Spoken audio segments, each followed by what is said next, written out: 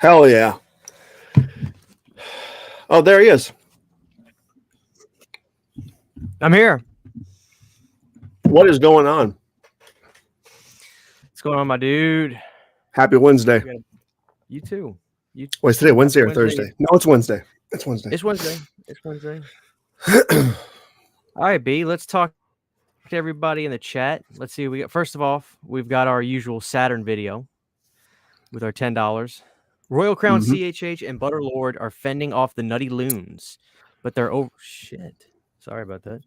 But they're overwhelmed. They need to blow up the Reese's factory before the Pumpkin Overlord gets to it, or Halloween is ruined. Thank you so much, Saturn Video. That was classic. The tank portal is open. All residents of Planet Dirty evacuate immediately. The tank portal has been opened. May God help us all.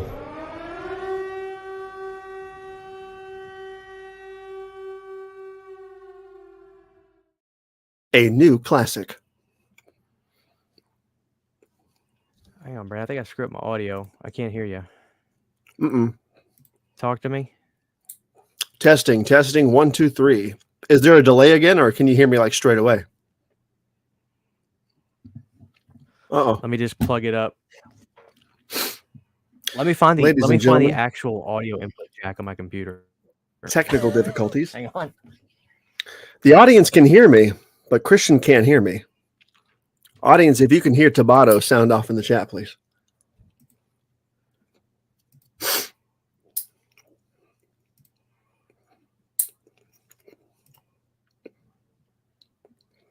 Testing right, 1, 2, 3. All right. Yes, sir. Yes, sir. All right. How is everybody tonight? All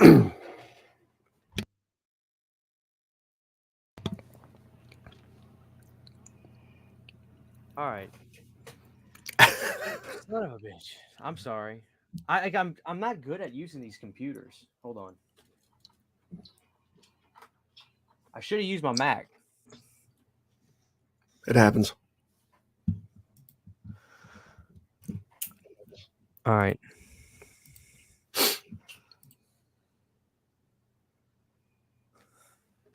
Now I know. Okay, I'm sorry. I know what I screwed up. The audience is like, man, what the fuck is going on?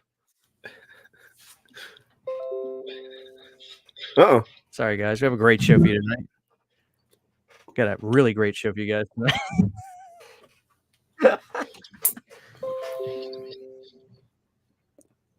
It's going to be a hell of a show tonight. Okay, now I got it. By the way, Camp Flashback, and Alexis are both in the chat. Thank you guys both for buying hockey masks this week. I appreciate it. I hope you guys enjoy it. Oh, yeah, dude, that's great. I mean, you still have masks for sale, too. I do. I have 3 left out of the 7. I want them gone tonight, everybody. So if you want them, send me a message. I got the part 4 left. Come on, take it. I'm going out of town in 2 days. Take them off my hands. I can mail them tomorrow. I can mail them Friday morning. I got the Jason Goes to Hell and the part 5. You guys want the part 5. They're great. Yeah. It's high quality. Ask the people that bought them, that already got them. They'll tell you how good they are. Yes. Oh, man. Brandon, you ready to have a good time tonight? Do we have to address anything tonight? Do we have anything to discuss tonight? We're gonna do the Rad 9 movies that really scared us. Oh yeah, the scared us challenge. Okay, I had a totally different list going there, but I'll change it over there. Oh, wait up. You wanted to do the Rad. You want to do the scared 9 movies that ratted us challenge. That's right. Oh man. All right, guys. Let me talk to everybody in the chat. And we've got Chris Snyder. We got Foz Rotten. What's up, Chris? Chris Snyder's a channel member, as you can see. Guys, if you want to become a channel member, you get all kinds of cool little emotes, badges, and all that stuff. I make private channel badge posts and stuff like that. Camp Flashback, Jaden. Fachi, what's up, pimp? Dude who loves movies. Don't forget to roundhouse the kick button, right? Yeah, don't forget to roundhouse the kick and like button. Brandon, forget to roundhouse the kick button. Okay? I just had a stroke. Jace, Iron Wolf, Alexis Hara, Camp Flashback, Justin Smith, Adrian James, Jush, CR. That's right. The Tang portal did disrupt the frequencies. By the way, we got 100 people in here. Drop a like for Brandon. Mad Blood. How is everybody doing, guys? Tonight is the Rad 9 Movies Challenge. My coffee's brewing. Brandon, can you talk to the audience for just a second while I go grab my coffee? I can. Your coffee. Go ahead. Okay. Your coffee. Go. Get out of here. All right. So, what is everybody's plan for Halloween this year? We are going to go out of town this Friday. We're going to go to North Carolina for a 10-day vacation, and we're actually going to come back on the 30th. So the day before Halloween, we'll get back. I think Halloween itself will be sort of low-key. It's going to be trick-or-treating after work and, taking the kid trick-or-treating and that kind of stuff. But there's not going to be a haunted house this year. No parties as far as I know. Pretty low-key. What is everybody else's plans? I really did want to go to Halloween Horror Nights this year, or like a really good haunted house, but Halloween Horror Nights is so crowded. It's so expensive. You're going to break the bank. And like any of the private haunted houses, like besides the kind of haunted house that we used to do ourselves, those things will break the bank too, because they want like 30, 40, 50, 60 bucks a person. And it's just like, what do you do for Halloween anymore besides stay home and,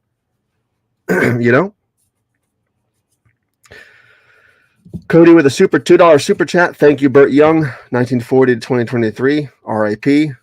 That's right. That's bizarre. That is absolutely bizarre. Remember, he was in he had a small role in the Sopranos as Bobby's father. He goes to do the hit and the guy, and he hits the sign on his way from the job and dies in the show. For some reason, I thought he passed away years ago, but I guess he was still alive. Weird. Very strange. Akeem says, my birthday is on Halloween. Can you guys hear me through this mask, or should I take the mask off? Akeem says, my birthday is on Halloween, so I'm having a party. Happy birthday in advance, Akeem. That's awesome. That is awesome. So earlier, we have a big group chat between all of us knuckleheads. And my daughter accidentally dialed the group chat when she was on my phone, and she got to talk to Cody himself for a few minutes, which is hilarious. And I just heard, hello. I was like, who's this? He's like, it's Cody. I'm like, oh, my daughter accidentally called you. It was good stuff. Hey, you sound muffled. You sound muffled. You're back. I'm going to take it off. Brandon, man, let's get. I want to have a fun show tonight. I saw some people in the chat earlier. Let me say this. Planet Dirty is not finished, okay? Now, Brandon, I got to be honest, though, man. Maybe it should be done. I think we've done it all. I think, yeah. It's time to ride off, and it's time. Maybe we should run off into the sunset. I agree. Maybe it's time, Brandon. Maybe it's time to go home. End it on a good note, wrap it up, and sail off into the sunset, like in Romancing the Stone. That's what I'm going to do. I mean, do you want to leave it up to the audience? Do you think this should be the last show? Do you want to ask them? No, they don't deserve a say in the matter. I'm going to take my alligator skin boots and my sailboat and leave, because I'm through with this shit. I'm through with it. You want to ride off into the sunset. I do. Naked. I want to sail off into the sunset specifically. It's got to be sailing. I don't ride off anywhere. I sail. Okay. We sail. Should we make a show, Brandon, a new show called The Clean Planet, and then we just sit there and we just drink drinks and don't even talk? That would be awesome. Let's do that. Okay, guys, let's cut the BS for a second. No, Planet Dirty's not ending, but the weekly kind of shows are going to end. What I can promise you is this. Planet Dirty, once a month, will come to you, maybe twice if I can swing it. At least once a month, Planet Dirty is going to come to you with an incredible show, the best. And Brandon's actually leaving for a few weeks anyway. He's taking a vacation, so we're gonna have to take a break anyway. So tonight, Brandon, we're riding off into the sunset for a while, but like the Phoenix, we will rise again, naked and afraid. You know, I was Guys, you need to understand something about Brandon. Brandon will be so chill. We'll be talking, and Brandon will be like, all right, man, I'm ready to go. I'm saying, Brandon, you doing all right? Yeah, I'm doing good. And I'm like, all right, dude, you good to go? I'm good to go. And as soon as I hit go live, I check the chat, and Brandon types in, I'm naked and afraid. I'm just like, what the That's what I do, man. It's just it's so funny. Thank you, Dude Who Loves Movies, for the $2 super chat. Damn it, Brand, we're losing everybody. We lost Bert Young. it's bizarre. It's bizarre. It's so sad. Mm-hmm. Yeah. Rest in peace, to Uncle Paulie. R.I.P. Also, the mean dad in Amityville 2, The Possession. He was That's great right. in that movie. And Bobby's dad in The Sopranos. I actually thought for some reason, I thought he passed away like 3 or 4 years ago. So this is kind of a shock to me on two fronts, you know? It was levels. bizarre. Yeah. Thank you, Cody. I really appreciate that. God bless you, Cody. I hope you're doing good. Come meet me later. Give me a hug and a kiss. What's up, Camp Flashback with a $4.99 super chat. If I had to recommend one single movie to watch Halloween night while passing out candy, what would it be? Thank you. You can say that last sentence, Brandon. Godzilla 98 saved my fucking... You couldn't do it, could you? Nope, I can't do it. Godzilla 98 saved my life. I love it. Dude, I recommend Halloween 2. That's the one movie that has the most cozy, ambient, nostalgic Halloween vibe on the planet to me. It's Halloween 2. I got some nostalgic vibes for you tonight. It's always been Creepshow 2. One that we have is great value, so it's a Creepshow 2 also to me just feels like that perfect 80s time capsule. You know what I mean? Like with the Firebird and the second sequence and all that stuff. The one that we have is great value, so it's a Walmart brand. It'll flip your lunch tray. That's classic right there. It really is. You can't beat it. That's old now too, man. That's like 4 months old now at this point. 5 months, 4 months. Yeah. It's practically a senior citizen. It is. But listen, guys, in all seriousness, Planet Dirty will be back in November. We're gonna have a great show. I was actually telling Brandon, I seemed like you guys really love the Friday the 13th show we did, and I was telling Brandon, wouldn't it be fun to just go against the grain, as they say in the Panhandle, and we do a show all about the Halloween franchise in November, like after Halloween, and we call it the Halloween Hangover, drinking more beers or something. Or I don't know. Perfect title. Dude, the winter beers will be out by that point. They're gonna have the Sam Adams. What is it called? The winter ale is gonna be out. Yeah, there's gonna be all the good beer is gonna be out. I say we do it. Stuff. I'm down. I say we do it. I think the audience will be into it too. Brandon, listen. Did you get scared by movies a lot when you were a kid? Not a lot, but there were a handful of films that really, really bothered me. Like most of the time, that didn't bother me, but when they did bother me, they really fucking bothered me. So I do got my list here. I have 9 films. I wrote them down so I wouldn't forget and wouldn't argue with myself in my head as we went through. So same. I'm excited. But Brandon, have you seen John Wick? Are you a John Wick fan? I've seen the first 3. I liked all those movies a lot. I'm a huge fan so far. I haven't seen part 4 yet. I got this the other day. Dude. Where did you get that? Where's that from? This is a Best Buy exclusive. It's like this beautiful like cathedral thing for the first 3 movies. First 3. Steelbook. Cool. Does it have room for the 4th or no? I'm sure you could squeeze it in. Yeah. You know? I'm excited to watch some of those, but I was going to say my next 2 videos coming up for patrons and on my channel is Wicker Man, which I loved.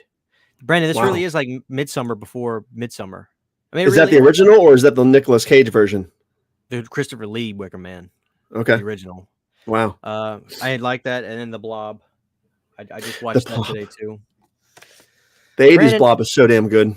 Let me ask you this though, Brandon. I'm the Stuff guy. Are you into the Stuff? Or are you into the Blob? I like the Blob better. I'm a Blob guy. When it comes to those 2 movies, I'm a Blob guy. Fair enough.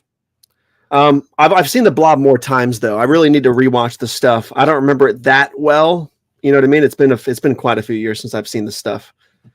But Yeah. yeah.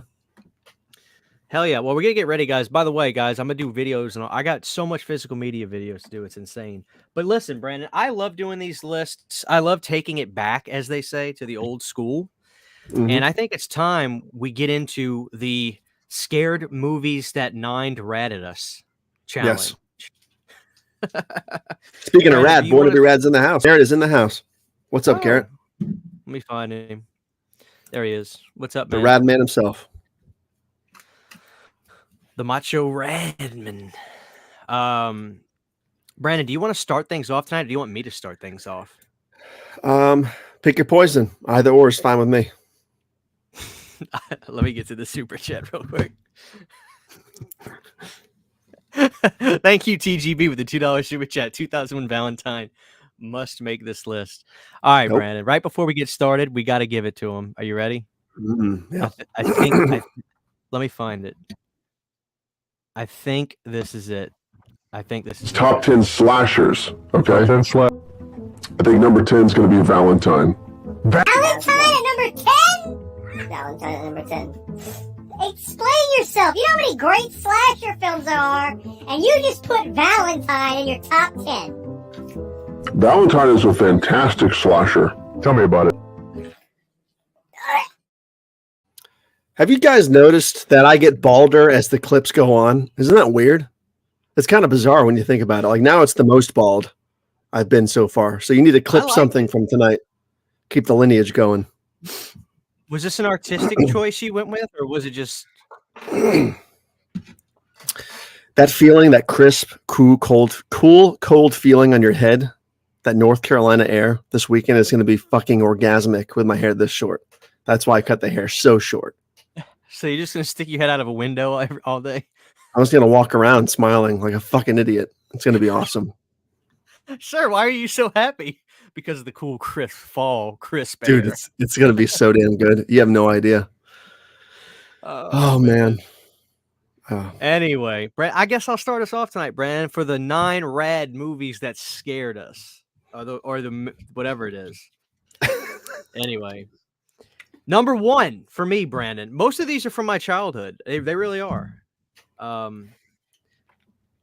Number 1 for me is a movie called Darkness Falls.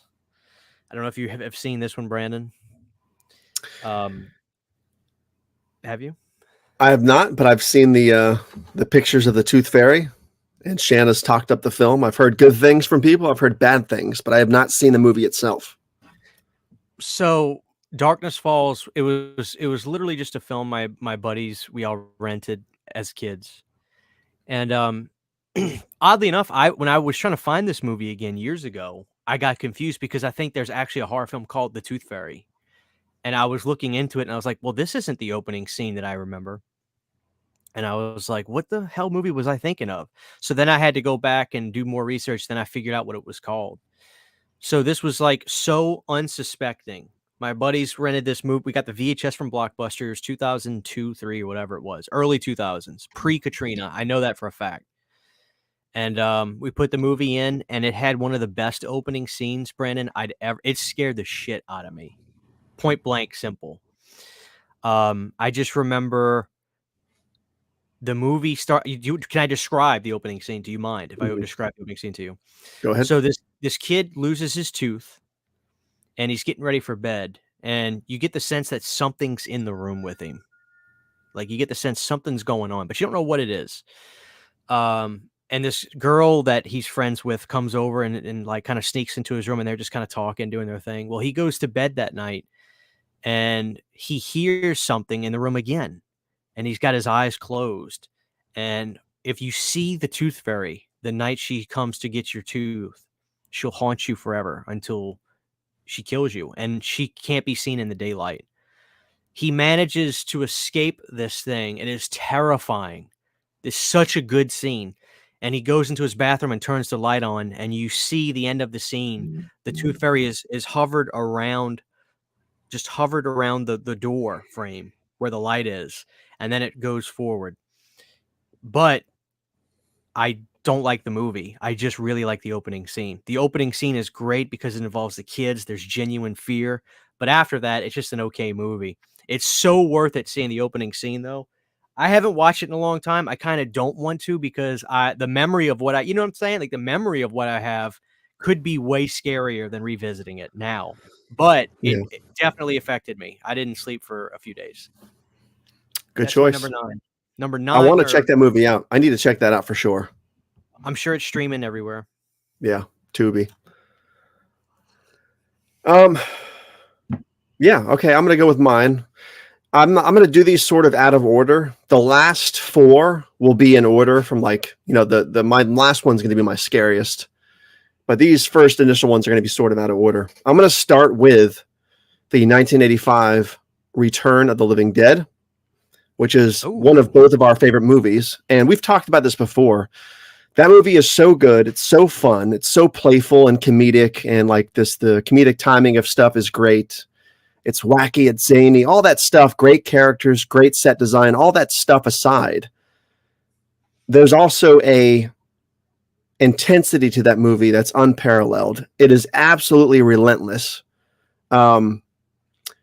Especially when you put yourself in the headspace of the characters in the film. Like nothing about that situation and the whole night is funny.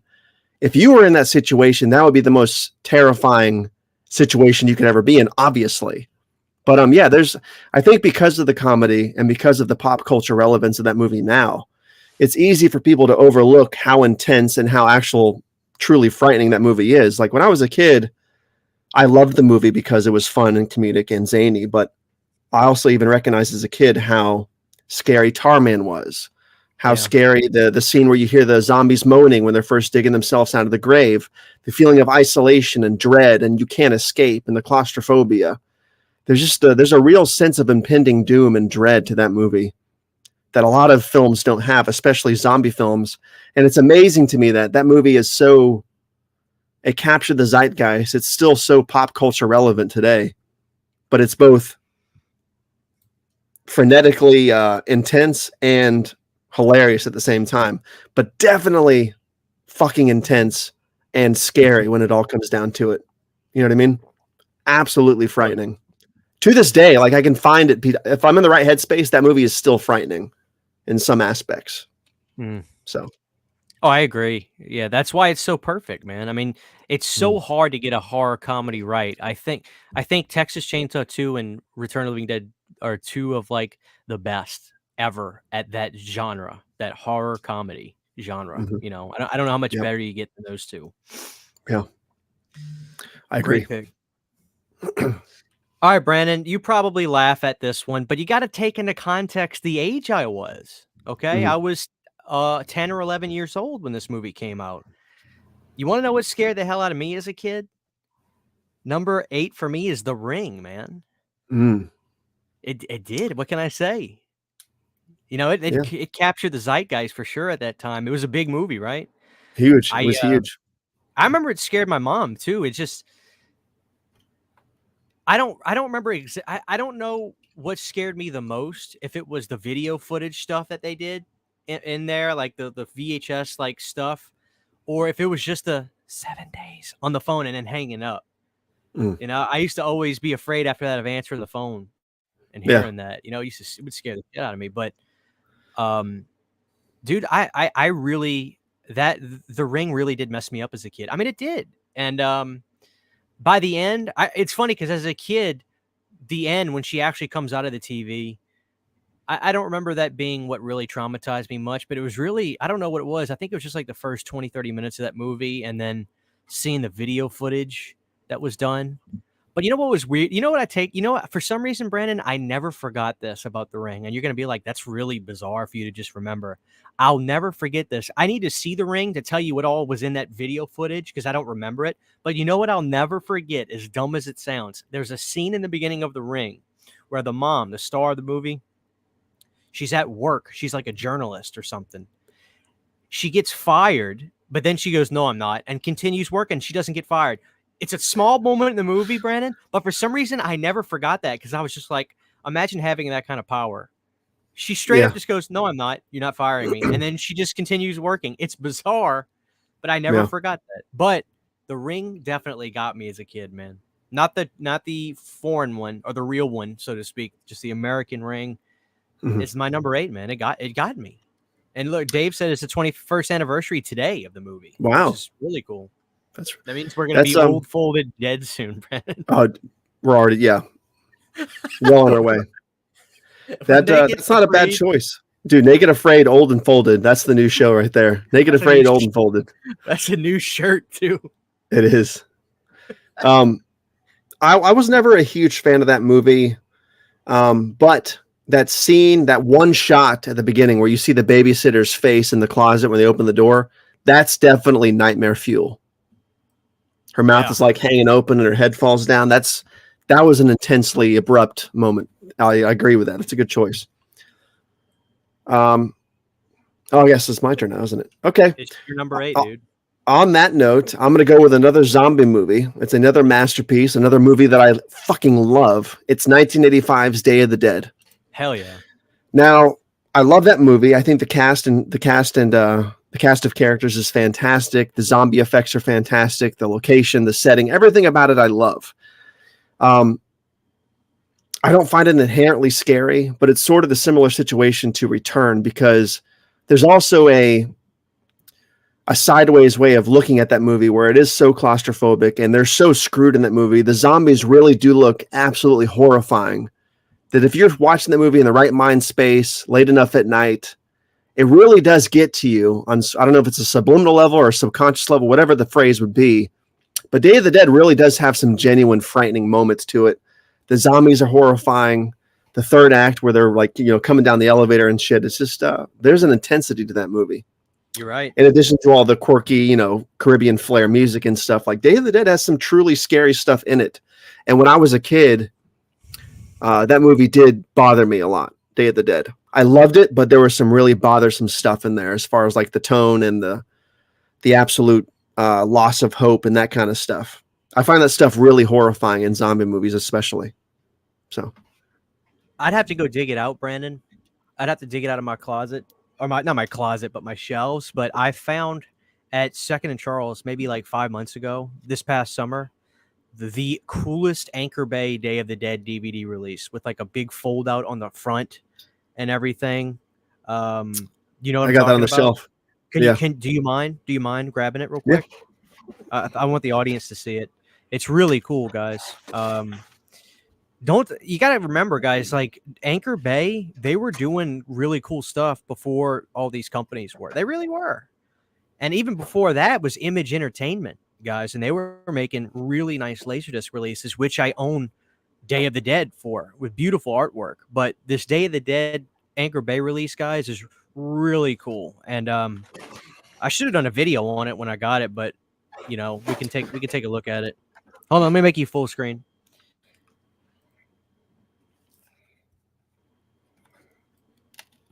Look how cool that is. Look at that. Look at the doctor. Is that Dr. Tongue right there? It is, yeah. Dr. Tongue and Dr. Frankenstein. Look how cool that is. This was a great release, dude. Great special features too. Oh, mine had that too. The little write-up booklet thing. Yeah. Now, it's Brandon, great stuff. What do they have to do to make you buy Day of the Dead again? Does it just 4K, or does it got to be a nice? So kind of, you're the kind of guy who you're going to buy all the movies you love on every format because you got the collector's tendency, right? Like it's your bag. Collecting is your bag. For me, it's only a select. Right. For me, it's only a select few movies that I'll do that with, and Day of the Dead is one of them. So every time they re-release this film, I will buy it, which I have done. I have like multiple versions on DVD, or at least I did until I sold them all like a fucking idiot. But I still have some. Like I still have this version. I have a couple other DVD versions, I think, on the shelf. I have a VHS or two on the shelf. I have the Blu-ray. I think there's 2 versions of the Blu-ray that I have. But and there's not a 4K yet, correct? There's a 4K for Night. There's a 4K for Dawn, which I don't have. Right. I have the Blu-ray version, which I need to fix that. And there is also no 4K for Day, which a lot of people just find to be disrespectful, to be honest with you. Yeah, I'm dying for a 4K, and I want a lot of special features. The only thing that sucks is, Joe Polito's deceased now. He's passed away, so He was the favorite. He was like my favorite person seen behind the scenes of on special features. But did you know that Tom Savini has a box in his house full of archive home footage that he took Oh yeah, during the making of Day that people want to see? A lot of that stuff is on these special features, like cut in.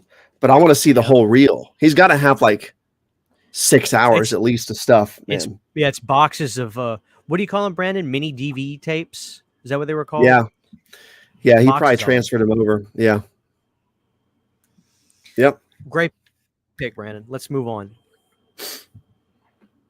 Brandon, this one's kind of a lame answer, but that's not really. It's a classic film from the 80s, but for some reason, my dad let me see this movie. My number, I'm doing this backwards from the way I numbered them, 10, 9, 9, 8. My number 7 is David Cronenberg's The Fly.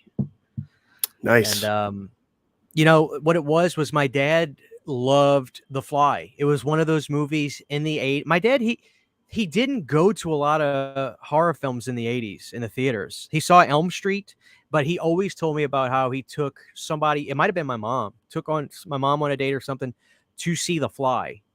And it was just like the movie out at the time. And he was like, let's go. And so my dad let me watch it in like 2000, 2001 on VHS or whatever. He rented it. And dude, as a kid, you could imagine, you know, as a kid, what really disturbed me was when he throws up on his food to eat it. Yeah. It just really disturbed me. And then when you see him walking, the scene with the maggot ruined me as a kid. I shouldn't have seen it. It just disturbed me to no end. Really disturbed me. So, and I never sold it though. I never told my dad I was afraid. I just literally wouldn't sleep all night. Or I have to wait till I got just so tired I would sleep for 3 hours. But it ruined me as a kid.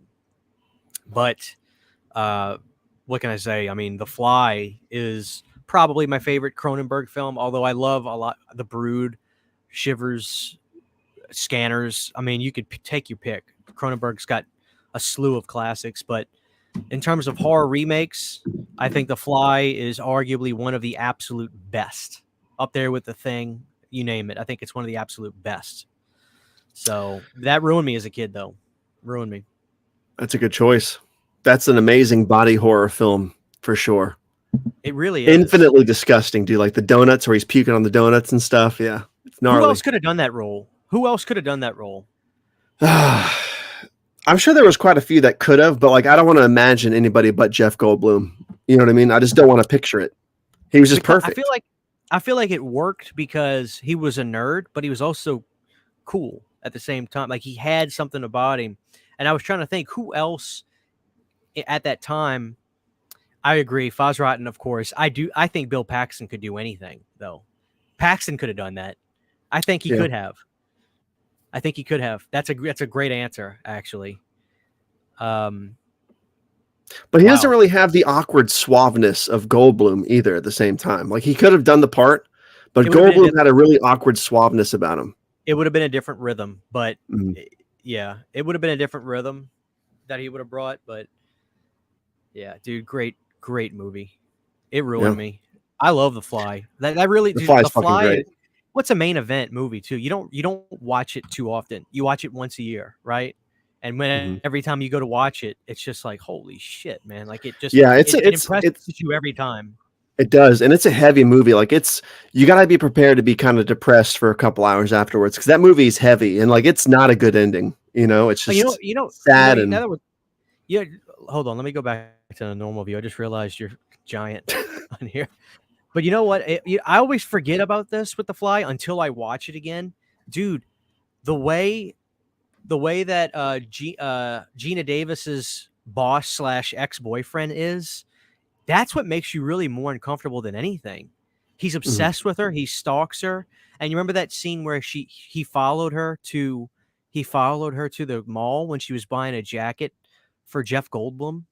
And he's like making a ruckus in front of everybody. It's like it's uncomfortable. Yeah. I always forget about that part of the movie, but it ruins me every time. But number 6 is The Fly. It ruined me as a kid. Nice. That should have been your 7, right? 9, 8, 7. Sorry. All right. So my 7 is yet another zombie film, and this movie destroyed this. Yep, this the first 4 on my list are all zombie flicks. Believe it or not, this movie. A lot of people are gonna laugh at this, but this movie fucking wrecked me as a kid the first time I saw it. I was absolutely horrified by this movie. Go ahead. I guess. Yeah. Children shouldn't play with dead things. That's it right there. That movie is so hokey, so fun, so enjoyable. The cast of characters is fucking wild. The zombie makeup isn't necessarily all that impressive. It's crude. It's crude, but that movie has a mean-spirited vibe to it. It feels dreadful. It feels like there's no hope. It's just not a friendly ambiance about the film. The fact that they come back through like voodoo, black magic stuff makes it even more frightening because we can't really understand it. There's some shots in that movie, like there's when they have the flashlight outside the house and they're panning across the wilderness and you see the girl eating the guy's guts out of his stomach. That fucked up look on her face is so horrifying. Later on, you see a close up of the same girl zombie, like gnashing her teeth. That always freaked me out as a kid. And also there's the scene where the chick's inside the house and the zombies suddenly come in and they moan and they drag her out. Like there's some really scary shit in that movie. So unapologetically, children shouldn't play with dead things. I love the movie now, but if I watch it late at night by myself, that movie still frightens me a little bit. I can still feel that anxiety coming out for sure. I dig it. Yeah. Oh yeah. Great movie. I really do love that movie too. And that's Bob Clark, right? Yep, it is. Isn't that bizarre? Yeah. That is so weird, man. It's like if you're going to do like a Bob Clark marathon, you're going to go from Children Shouldn't Play with Dead Things to Black Christmas to A Christmas Story. Right, exactly. It's all over the map. Yep. Oh, man, great pick. All right, so next up for me, 9, 8, 7. All right, so now we're at my number 6. Mm-hmm.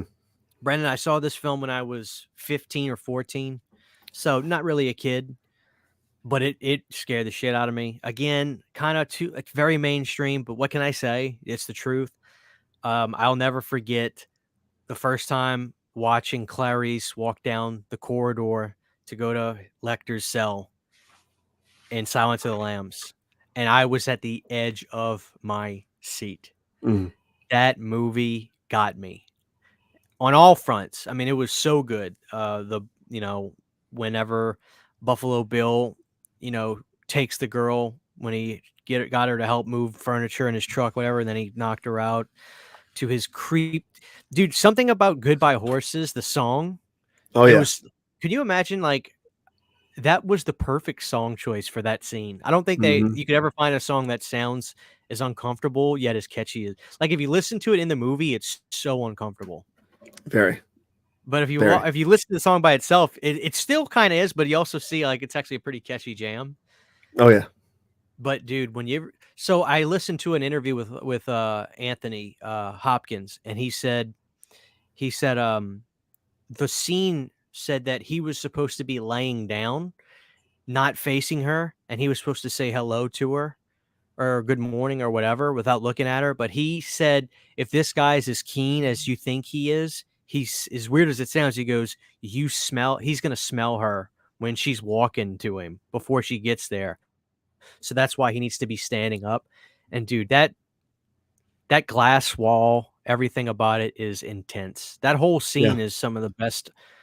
It's so good. Jesus, man. What a masterpiece. That really is a masterpiece of a film. Fucking I love it. And it scared the shit out of me. I want to watch it now. Like I just want to go watch it. That's one of those rare horror films where the whole movie feels dangerous to watch. It's sort of like that movie Seven, and it's sort of like Zodiac, one of the few movies that has that quality. And Zodiac's great. Every shot in silence where like they're looking directly at the camera is so bizarre, and it makes you so uncomfortable all the more so. I fucking love that shit, dude. That's a great choice. Do you think is it even Lecter that's really scary, or is it just like the tone of the movie itself that's frightening? Because for me, it's everything about it is frightening. There were forces at work beyond human control. Mm. That's how I really feel. I really do. It's just everything. Because if you look at the history of the film, I was watching, I think it was the Inside Story or something. They did a documentary. Nobody in the movie was first choice for anything. Not the director, not Hopkins. I think they wanted Jack Nicholson at one point beforehand to be, Lecter. It might have been, I forgot the first guy, but he was like a Hollywood icon kind of guy. But dude, everybody was just like fourth, fifth choice. And somehow it was magic. It was meant to be, so to speak. And Hopkins talked about his career was really kind of petering at that point. So, and talk about a movie that just made him not only the biggest star, but that was the time where I was listening to Siskel and Ebert, which I'm assuming you're a fan of watching those old Siskel and Ebert clips. You probably grew up with some of it. Yeah. They were the ones I feel that kind of brought up, I could be wrong, but I feel like they brought up the term psychological thriller. Not that they made it, but they were talking about it as a way for the press to not feel bad about praising a horror film. And then there's still people, there'll be people in this chat, and I respect it, but there'll be people in this chat that will say it's not a horror movie. It's a psychological thriller. Well, that sounds like a horror film to me, a psychological thriller. I mean, what the hell are we talking about? It's like saying here? Jaws is not a horror movie. It's definitely is. Like, you could say it's an adventure movie, but that's a horror movie too. Yeah. It's the same kind of argument. I think that's the thing. Just because not everything is just that secular. Like, of course, like there is. Why am I blurry? Of course, there is many elements to Silence of the Lambs. There's many elements to Jaws. There's certainly an adventure aspect to Jaws. But guess what? Jaws keeps you up at night and keeps you out of the fucking ocean. Yeah. If that's not a horror film, I don't know what it is. That doesn't mean that it's that secular. Things are nuanced. Great movies are nuanced. They blend genres. But that doesn't mean you ignore the fact that there's horror in it. Like, it's just silly to me.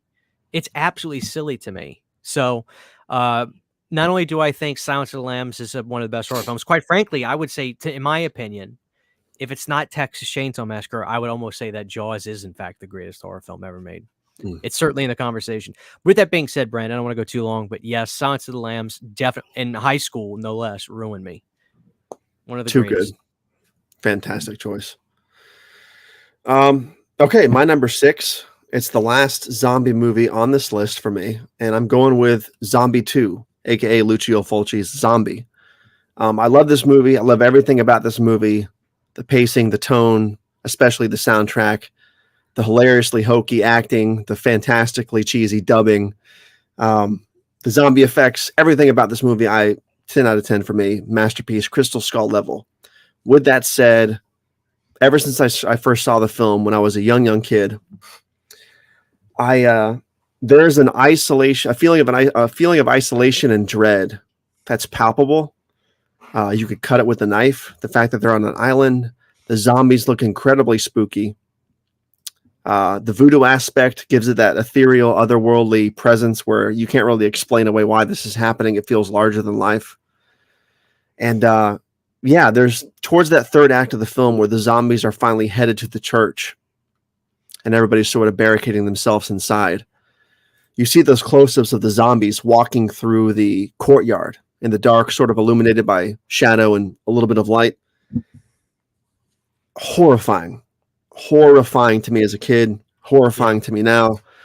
I can still watch the movie now and enjoy it. There's a lot of daytime scenes which are still spooky, but in the right mindset, man, Zombie 2 is still incredibly frightening in some ways. And that scene where the chick is in her house showering by herself and she eventually gets the piece of wood through the eye, that whole buildup is horrifying. She hears the zombie coming in. You hear the zombie growling and stuff. That's a really intense, frightening scene. That movie's just, the perfect sense of dread. I agree. Perfectly dreadful. You can cut that sense of dread with a knife. It's so thick in that film. Unmatched, truly. Do you find that now to be Lucio's scariest movie, or do you think it's City of the Living Dead? I think Zombie 2 is the scariest. Like Gates of Hell is fantastic in its own way. Yeah. That movie just feels more like an avant-garde like acid trip. It's a nightmare acid trip, psychedelic, weird, crazy. But Zombie 2, man, it's that feeling of hopelessness and dread. More so, I think, than any other film I've seen from him. Yeah. That movie is so fucking good. I want to watch it now. I It's- don't own the 4K of that, and it pisses me off. I don't That's the either. one version I don't have. I have everything else, but Well, what I'm hoping for is, so Blue Underground did a 4K for the movie in America, but I'm really praying that Arrow. I have the 4K scanned Blu-ray, which, believe me, Brandon, looks incredible. If they do in fact do a 4K from Arrow soon, I'll send you the one I have. It's a 4K scan. It's just a Blu-ray. It looks incredible. I don't. I know have what that you one. have. Okay. But I don't have the actual 4K one that came out. I didn't hear really good things about it. Well, you know? I mean, I can't imagine it doesn't look incredible. The thing is, it may not be a whole lot better than the previous release because, dude, some of those, if it's those 4K scan Blu-rays, dude, Mhm. I mean, even 2K scans, like they look Yeah. really good. You know, Oh yeah. a lot of times if it's a 4K scan Blu-ray, sometimes I'll take pause and I'll be like, you know what, I don't know if I need to do this. You know, like Mhm. there's some stuff like Nightbreed and other stuff. I'm just like, no, I'm good. I don't need to upgrade that. Mhm. But yeah, zombie dude. Fucking, what do I gotta say? To me, that is one of the greatest zombie films ever made. Oh yeah. Absolutely. 9876. All right, we're at number 5, right? 5. All right, Brandon, we're gonna take it back to the late 90s. Okay. I think the chat will agree if they're around my age or a little bit older. I'm 31.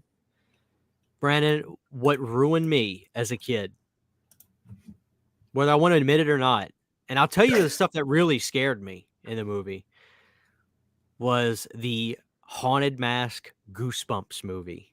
Nice. Ruined me as a kid. I'll tell you what ruined me the most. It was the store owner, the mask guy with the decrepit face. It was not the haunted mask, but the other masks Mhm. on display. Like the big warty guy, Yeah. like the big fat roly-poly looking guy, the angry Yep. face. Those designs were horrifying. Oh yeah. And Yeah. then the really bad CGI of them floating off of the stands. Dude, as a kid, it ruined me. Yeah.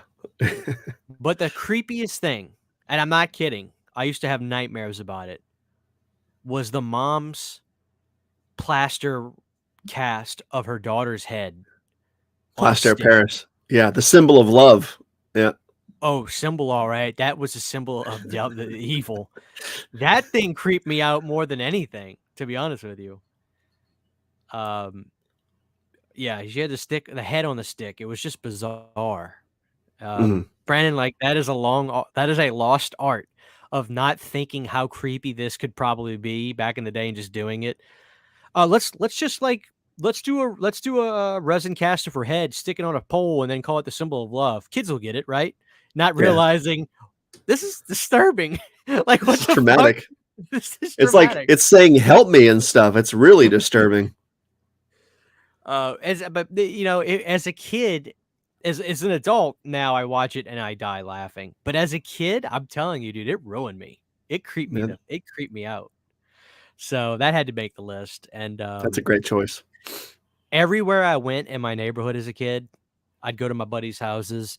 There were always a couple VHS tapes they had, Brandon. Always a couple. 2 of them, I can tell you for sure, were in everybody's collection. Titanic, double VHS, and the Haunted Mask, Goosebumps VHS. Always.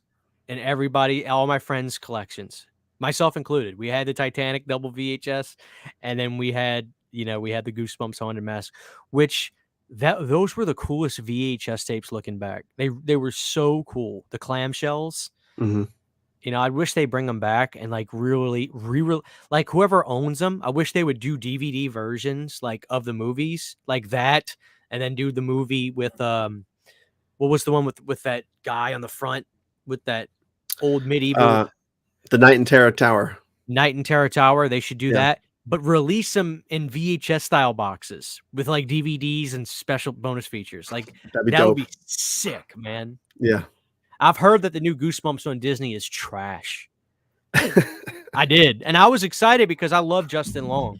Like I'll go out of my way to watch anything with him. But everybody said it was bad. I've been seeing a lot of. It's not that bad. So it's weird that you're seeing the opposite. Now I'm curious. No, well, yeah. Well, for me too, it's like the more I see people say it's bad, the more I'm actually inclined to want to see it. Yeah. If you tell me it's pretty good, I'll probably be like, "Oh, that's cool."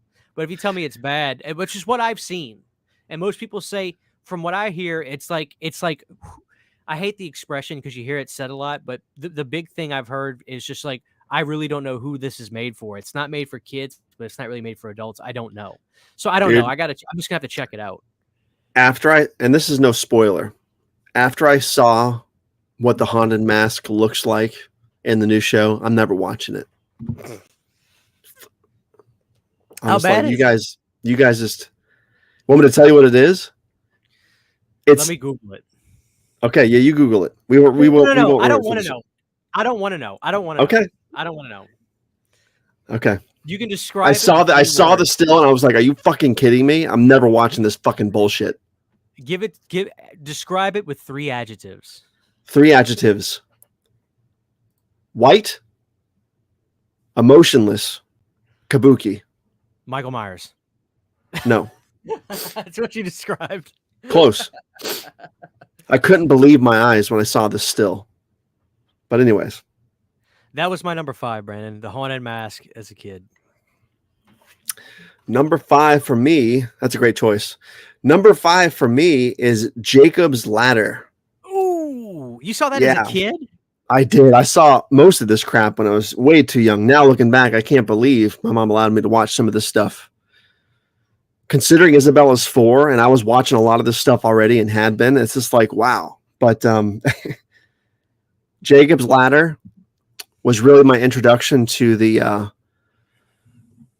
sped up footage, the high frame rate, the undercranked camera. That stuff is so bizarre. That movie is just a giant fever dream. He's going through the hallway. He sees like the torso of the guy pumping weights. There's the guys in the car. Yeah. They're shaking their heads. Everything about that movie is disturbing. There's a really dreadful tone in that movie. Really a really big feeling of hopelessness. And you just feel like really terrible for this guy. Like the ice bath scene is really hard to watch. That movie is just depressing, dark, and the weird abstract nightmarish images really freaked me out as a kid, like freaked me out to my core, more so than a lot of stuff did. And if anybody's seen that movie, you guys know exactly what I'm talking about. It's just full of these really weird, it's very underrated. And I think there's another movie that I love. So good. It's so good. I think it's just so heavy of a film. It's a heavy film. It's hard to get through. I think it's a thick movie. There's your next short, ladies and gentlemen. It's a thick movie. Like it's just that's all I can say. It's a thick movie, man. It's Brandon, you want to know something? I don't think I own that movie at all on any format. Yeah. I have to fix that one day. Great pick. I do love that movie. I didn't see it as a kid, though, but as an adult, I recognized how good it was. No denying. I can tell it was. I saw it maybe like 5 years ago. And it was better than I thought it was going to be, Big inspiration for Silent Hill, the games, and big inspiration for the 99 remake of A House on Haunted Hill. So, which I love, yeah. Yeah. My wife never lets me live it down either. Great pick, Brandon. So we're at this is number 4 for me, right? I think this is number 4. Yep. This is another one you'll probably laugh at, Brandon. Again, the context, right? So when this movie came out, again, I was 11 or 12. This is early 2000s. This was a massive hit when it came out. Took the world by storm, as they say. The movie that ruined me for some reason and just scared the shit out of me was Deep Blue Sea with LL Cool J. Something about that movie, Brandon, I'll never forget. My family were in the living room. We had the big sectional couch. My parents would always sit on the corner side, turning like kind of to their side watching the TV. Me and my brother would be against the back wall. And I just remember like when you're a little kid, sharks are terrifying, even more so as an adult, for me anyway. I'm still terrified of sharks, but I don't know what it was, man. Watching Deep Blue Sea, and then that scene where Samuel Jackson is given that speech, and all of a sudden that shark just slams him from behind. Mhm. Dude, it scared the shit out of me. It Yeah. scared the shit out of me. It was exciting, but as a kid, I don't know, dude, it got me.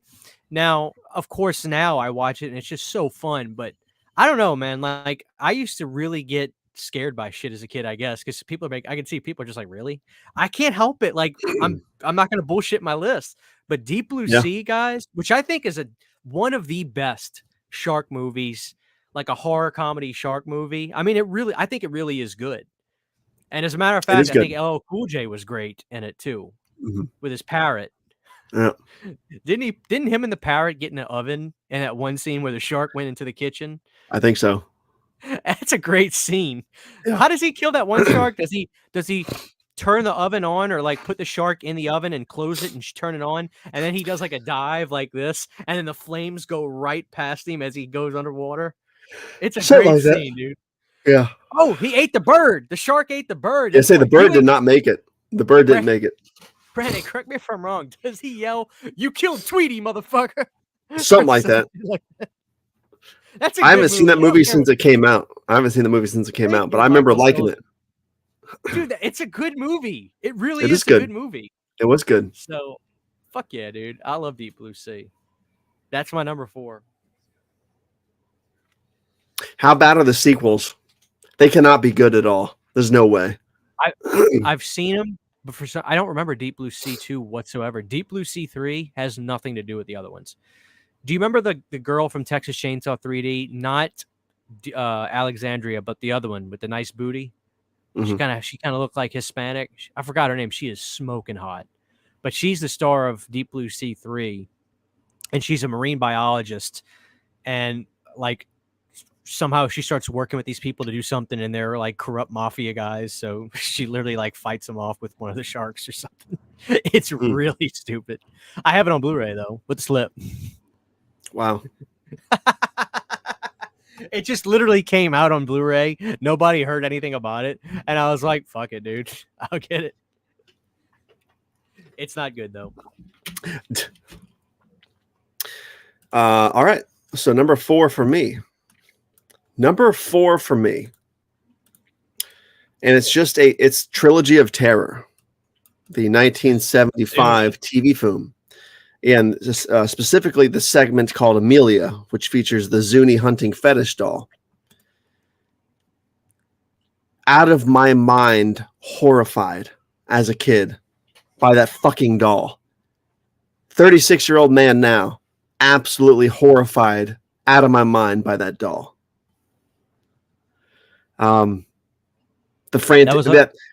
There's a very creepy vibe to that whole segment. Very moody, very atmosphere. The music's really creepy. Karen Black's a powerhouse performance in that whole film. But the doll itself is such a curveball, out of nowhere, insanely horrifying prop. And when that little fucker came to life, the first time you see it stabbing her ankles, I probably saw that when I was 4 or 5, maybe even younger. And I can't even explain how scared I was of that thing. I was scared to go through the hallway at night. I thought the little fucker was somewhere in my house all the time. I was so freaked out by that doll.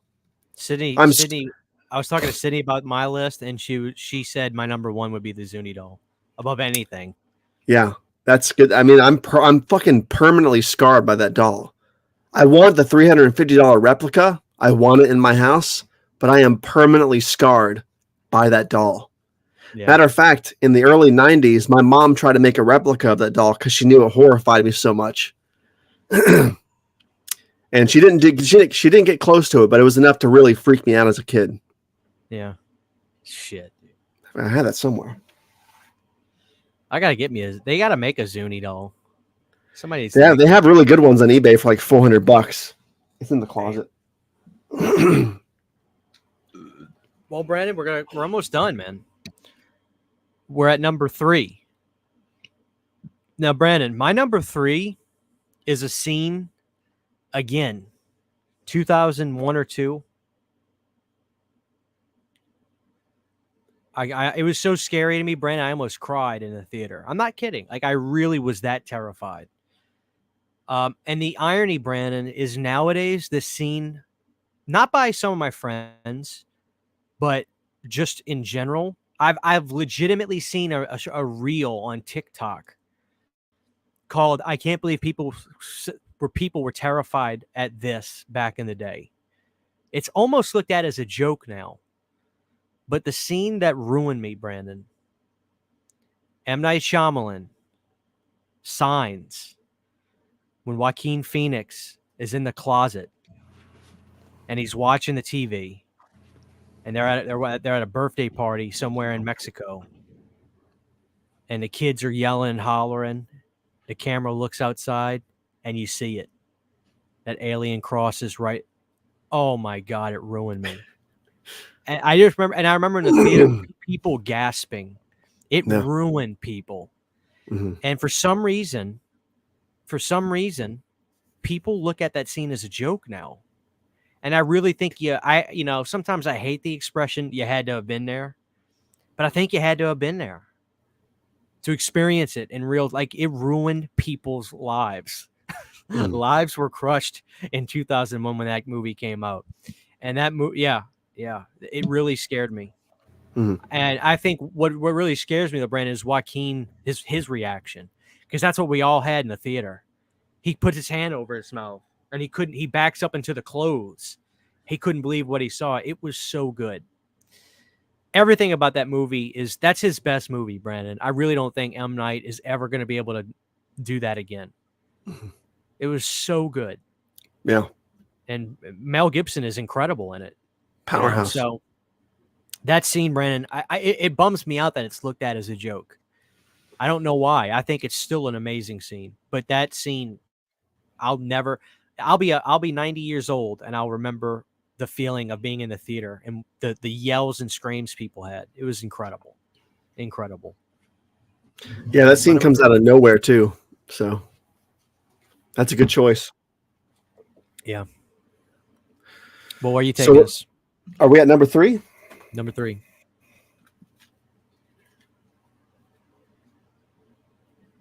Oh, that's so cool. It's cracked and not from the 90s, but this is what she made when I was a kid. I was horrified by this fucking thing too. I love it.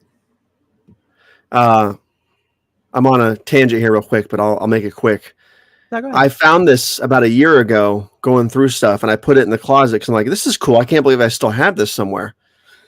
Because she made this in the 90s just to freak me out because she knew I was horrified by the movie. Not in a mean-spirited way. It sounds like that, but she was just really, trying to make one just to kind of get one over on me.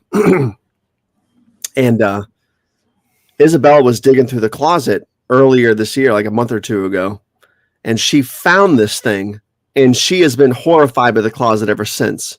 So Isabella is starting to share my my fear of this fucking doll, and Shannon won't let me buy the $400 one from eBay because she's horrified by that doll too. So I'm just yeah. But anyways, I digress on the doll from Trilogy of Terror. My number 3, Christian, is the original Amityville Horror. The original. Now I know that movie is pretty hokey, and it's on a lot of fronts. It's hokey. The acting for a lot of it is questionable. I think the movie does drag in parts, but there are a few things in that movie that just still haunt me to this day. That's true, by the way, because that's the only place it can't really escape. You know what I mean? The scene with the flies, and you hear that voice say, "Get out," so abruptly and so aggressively. That shit sent chills down my spine as a kid. When the mom looks out the window and she sees the glowing eyes looking at her and they disappear off into the blackness. It's cheesy, but something about that scene as well freaks me out. Yeah. And that movie just has a really creepy undertone to it. And again, it gets really cheesy towards the end of the film and stuff. I get that, but there's something so nihilistic about that movie. It almost has a similar nihilism to it that The Shining has in a lot of ways. Not just because of the axe and the guy trying to kill his family, but just that weird, angry tone to the movie, you know. But I always thought the movie was frightening for those two aspects specifically. But I will say this: the fact that what do they call the demon? What is his name? They call it something. What's the name they call in the movie? Somebody will say in the chat. The fact that it's revealed to be a pig, I think in later films, that kind of destroys the mystique a little bit, but it is what it is. I can't hate on that, man. I love Amityville. The second one's my all-time favorite, the Possession. But I like the original as well. I think that the house is an icon. Like the shape, like the front of that house with the oval roof and everything. I think it's iconic, and I think we should get more stuff like about that from like shirts and hats and stuff like that. I think that'd be really cool. I like Amityville 3D too. Have you seen that one? If I haven't seen it in a long time. I like. There were so many of those movies coming out. It's somewhat of a creature feature too. Yeah, like there's some crazy shit that happens in Amityville 3. You know, your favorite is Dollhouse, right? Well, my favorite of the non-Hollywood ones is Dollhouse. Most people will say they like Amityville 1992. It's About Time, but for me, it's Dollhouse because there's a scene where the military dad who died comes back as a zombie in the kid's bedroom, and he has these horrifyingly creepy dead yellow eyes and green flesh. It's disturbing. It's disturbing. I love it. Yeah. It's awesome. I love Dollhouse. I think it's really good. So, all right, Brandon, we're down to the last two. Number 2 for me. Again, I got to go back to my boy M. Night. Again, context, people. When it was late 1999, early 2000, he was on top of the world. And everybody was renting The Sixth Sense. Everybody was. And sure enough, my mom and dad went out to some kind of wedding or something. My uncle was watching us, babysitting us. Now, my uncle was the cool uncle who got me into... My uncle raised me on cassette tapes and great music. I remember my uncle gave me my first cassette tape, Dirty Rotten, Filthy Stinking Rich, the Warrant CD or the Warrant album from 1989. He raised me on music like that, AC/DC, and he used to come over and we would watch ECW on TNN or whatever it was. Legend. That's the guy. That's my Uncle Mark who says The Conjuring instead of The Conjuring. Funny guy, but he's legend. He raised me on all kinds of stuff. Well, he rented The Sixth Sense, and he would say, "Bubba, don't tell your mom about this, all right? Y'all supposed to be watching y'all supposed to be watching the Flintstones again. We're gonna watch The Sixth Sense, Bubba. You get scared, cover your eyes." Of course, I didn't cover my eyes. And the scene that ruined me the most, Brandon, is the scene where, first of all, the scene where the mom and Toni Collette are just kind of talking about the Bumblebee pendant. It gets so uncomfortable how they're just sitting there and she's like, just admit to me you took the Bumblebee pendant. He knows he didn't. And it's such good performances. I should have known as a kid that's how good Toni Collette was, you know. But the scene that ruined me, Brandon, it's actually a quick scene. It's the scene where this kid is walking throughout the house from across the hall where the main little kid is watching. The main little kid is looking, and this guy walks past and he goes, "Hey, come here. I'll show you where my dad hides his shotgun." And then he walks past a little bit, and the back of his fucking head is blown out. Mm-hmm. It ruined me. And then this scene to me rivals the uncomfortable feeling that you get from the funeral scene in Pet Sematary, Brandon. Rivals it. It's the scene where they go to the girl's funeral that was killed by the mama. And then the dad gets the VHS tape and sees what it was that happened, how the mom was poisoning the daughter. The look that the dad gives when he sees what happens and he looks over at the mom, the look he gives her, oh my God. it was intense. Sixth Sense is not as good as Signs, but in other ways it is. It's just as effective, but Signs has that X factor that makes it just a little bit better. I can't tell you what it is, but those two movies, I don't know why they're not heralded today as masterpieces, but I truly think he took two action stars, Brandon, and gave them two of the best dramatic performances ever with Bruce Willis and Mel Gibson. He really did. You know, I'm still waiting for that Stallone M. Night movie. It's coming, Brandon. And when it comes, you're going to be like, this is the greatest thing I've ever seen. But M. Night may not ever reach those heights again, Brandon, but nobody, in my opinion, can take away what he did.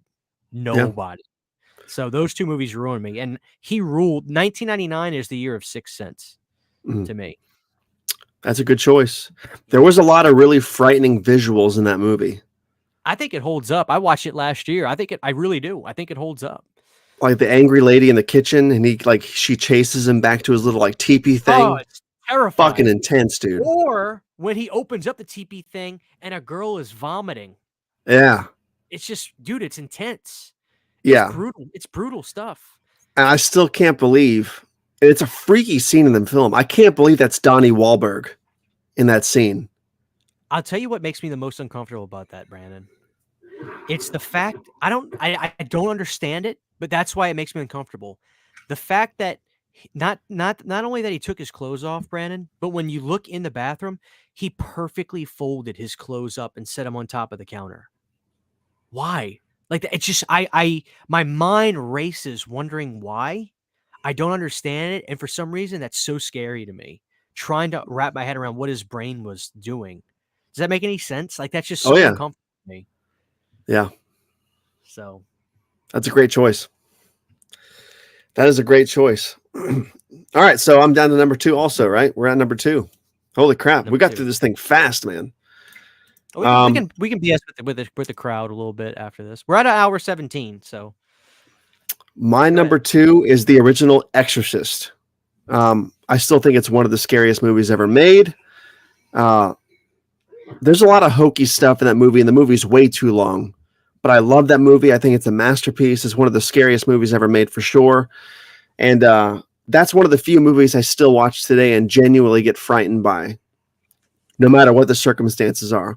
Like if I see something from The Exorcist, especially post-possession, it horrifies me deeply to my core. Something about that film. I'm not sure if it's the voice or the movements of Reagan or the flashes of stuff she sees. Horrifying movie. And a lot of weird, abrupt stuff, too, out of nowhere. That's not really scary directly, but scary because it's so bizarre. Like when Father Karras, I think it's Father Karras, who sees like a still shot of his mom sitting on her bed looking at him, and it's like black and white for like 2 seconds. It's a fucking bizarre shot, but it's absolutely horrifying. That movie is one of the scariest, if not the scariest movie ever made. And it still affects me in the same way it did back then. You know, Brandon, the 4K just came out a while back. Or I say a while back, maybe a month ago now. It might even be that. It might be 3 weeks. But I got it. And I hadn't watched the original Exorcist in many, many years. Maybe 6 years, 5-6 years. I don't know if I'm out of line saying this, Brandon, but I feel like the star of the film is really Father Karras. It's not really about Reagan. It's not really about the devil. It's really about Father Karras and his faith, right? And his struggle. He's the main character. It's not Reagan. It's not the mom. He's the main character. He's the hero. He's the guy. Can I talk to you about something? Well, I don't want to. There's probably people in here that haven't seen The Exorcist Believer, but there's a line in that movie, Brandon. The more I think about it, the more enraged I get. I mean, I thought the movie was okay. I really did. But the more I think about it, I get less interested in ever seeing it again. I really do. I'm actually glad David Gordon Green's not going to be, the team is not going to be working on that, and they're going to get different people to do it. You know what they need to do, Brandon? They need to do a new beginning. Literally. They need to do a different story and just make it called Exorcist Deceiver. Make it its own story. Its own story. Make it a new thing, new look, new feel, new vision. Don't include anybody from the movie we just saw, including Reagan. I don't want to see it. I don't want it. Give me something fresh and new. Because guess what, Brandon? The last time that happened, it was called The Exorcist 3, and it's the fucking greatest movie ever made. All right? Yeah. But Yep. great pick. Great pick. I do love The Exorcist, the original. I really love Father Karras. When I watched the movie, I was so taken by how well written it was. Oh yeah. It's yeah. really good. You know? So, a great pick. Brandon, my number one. You want to take a guess at what my number one movie is that scared me as a kid more than anything? And a specific character at that. It's probably both of our number ones, actually. I have him right here. I lost many nights of sleep over this guy. Do you want to take a guess? The Texas Chainsaw Massacre. No. It's not. That's not mine. Is that yours? Okay. It is. Oh, well, hold on. I'll get to this. I'll never forget being a kid, seeing the artwork for this at the video store, and just being terrified, mortified. And then seeing the movie as a kid and pieces of the movie. I don't even think I saw the movie, Brandon, all the way. I would see bits and pieces. It would terrify me. And one specific character would haunt my dreams. This guy right here. Oh. Tunneler. Wow. Wow. Look at his face. Yeah. Tell me that's not disturbing till this very day. Yeah, he's perfectly delighted to drill a hole through your face. So, and the idea, I remember as a kid seeing a promo or some sort of trailer for Puppet Master where the girl sticks her head under the bed and he drills straight towards her. It ruined me. And it's one of the most haunting faces ever with those black eyes, that creepy smile. Tunneler is the creepiest of all the puppets to me. He just is. He ruined me as a kid. So, Puppet Master, the series, maybe not even necessarily the first movie, but the idea of him and the poster art of it, Brandon, no, forget about it. Yeah. Forget about it. Puppet Master ruined me as a kid. So that is the scary, this is what's not Chucky. I'd rather take my chances with Chucky than Tunneler. Yeah. Or Blade. Agree. So, Puppet Master, specifically Tunneler, this was the scariest thing to me as a kid. A great choice. I was not expecting that. That's a great choice, though. That is a great choice. Thank you, sir. I've already called it. I got a story about Pet Sematary. I saw somebody say Pet Sematary. I have a story about Texas Chainsaw I want to add to what you want to say, though. So go ahead. Okay, yeah. I'm just going to say, my number one is the original Texas Chainsaw Massacre. I think it is the scariest movie ever made. I think it remains the scariest movie ever made. Not because it supposedly takes place based on a true story. I mean, it's only inspired by, we all know the drill now, but that movie is so, it's so gritty. It's so unforgiving. The atmosphere is thick. You can cut it with a knife. Leatherface is so out of nowhere. His presence is abrupt. That movie is just so, I can't even put into words why it's such a fucking horrifying movie. To this day, I can't put it in words. I did like a 30-minute video essay on that movie last year, and I still couldn't figure it out. I did a 30-minute video essay. I have no idea what I said. Yeah, it's everything about that movie is just relentless. It just feels all too real at the same time. Not because of the based on a true story stuff, but because it feels like it can actually happen. And when I was a kid, because of this is a true story thing, as a kid, and this really fucked me up as a kid, and it still kind of sticks with me now, I wasn't aware of the concept of reenacted events. You know what I mean? When it came to a movie. So for whatever reason, I, as a small kid, thought what I was seeing was the real stuff happening. Yeah. You know what I mean? With the real version of Leatherface. That voyeurism obviously can really trick you. Yeah. So movie. To this day, every time I watch it, I can watch it in broad daylight or at 3 a.m. The Texas Chainsaw Massacre, even though we know everything about that movie, the cast, how they made stuff, everything about it, the movie still gets under my skin in a way that I cannot explain. It's viscerally, palpably horrifying. It is horrifying. in every sense of the word. The scariest movie ever made, the original Texas Chainsaw Massacre. You know, Brandon, the first time I legitimately watched the film top to bottom was like 2000, late 2005, maybe early 2006. I was 15, 16, and it was playing on MTV late at night. And me and my brother had off school the next day. It was a Sunday night. And for all channels, MTV played it.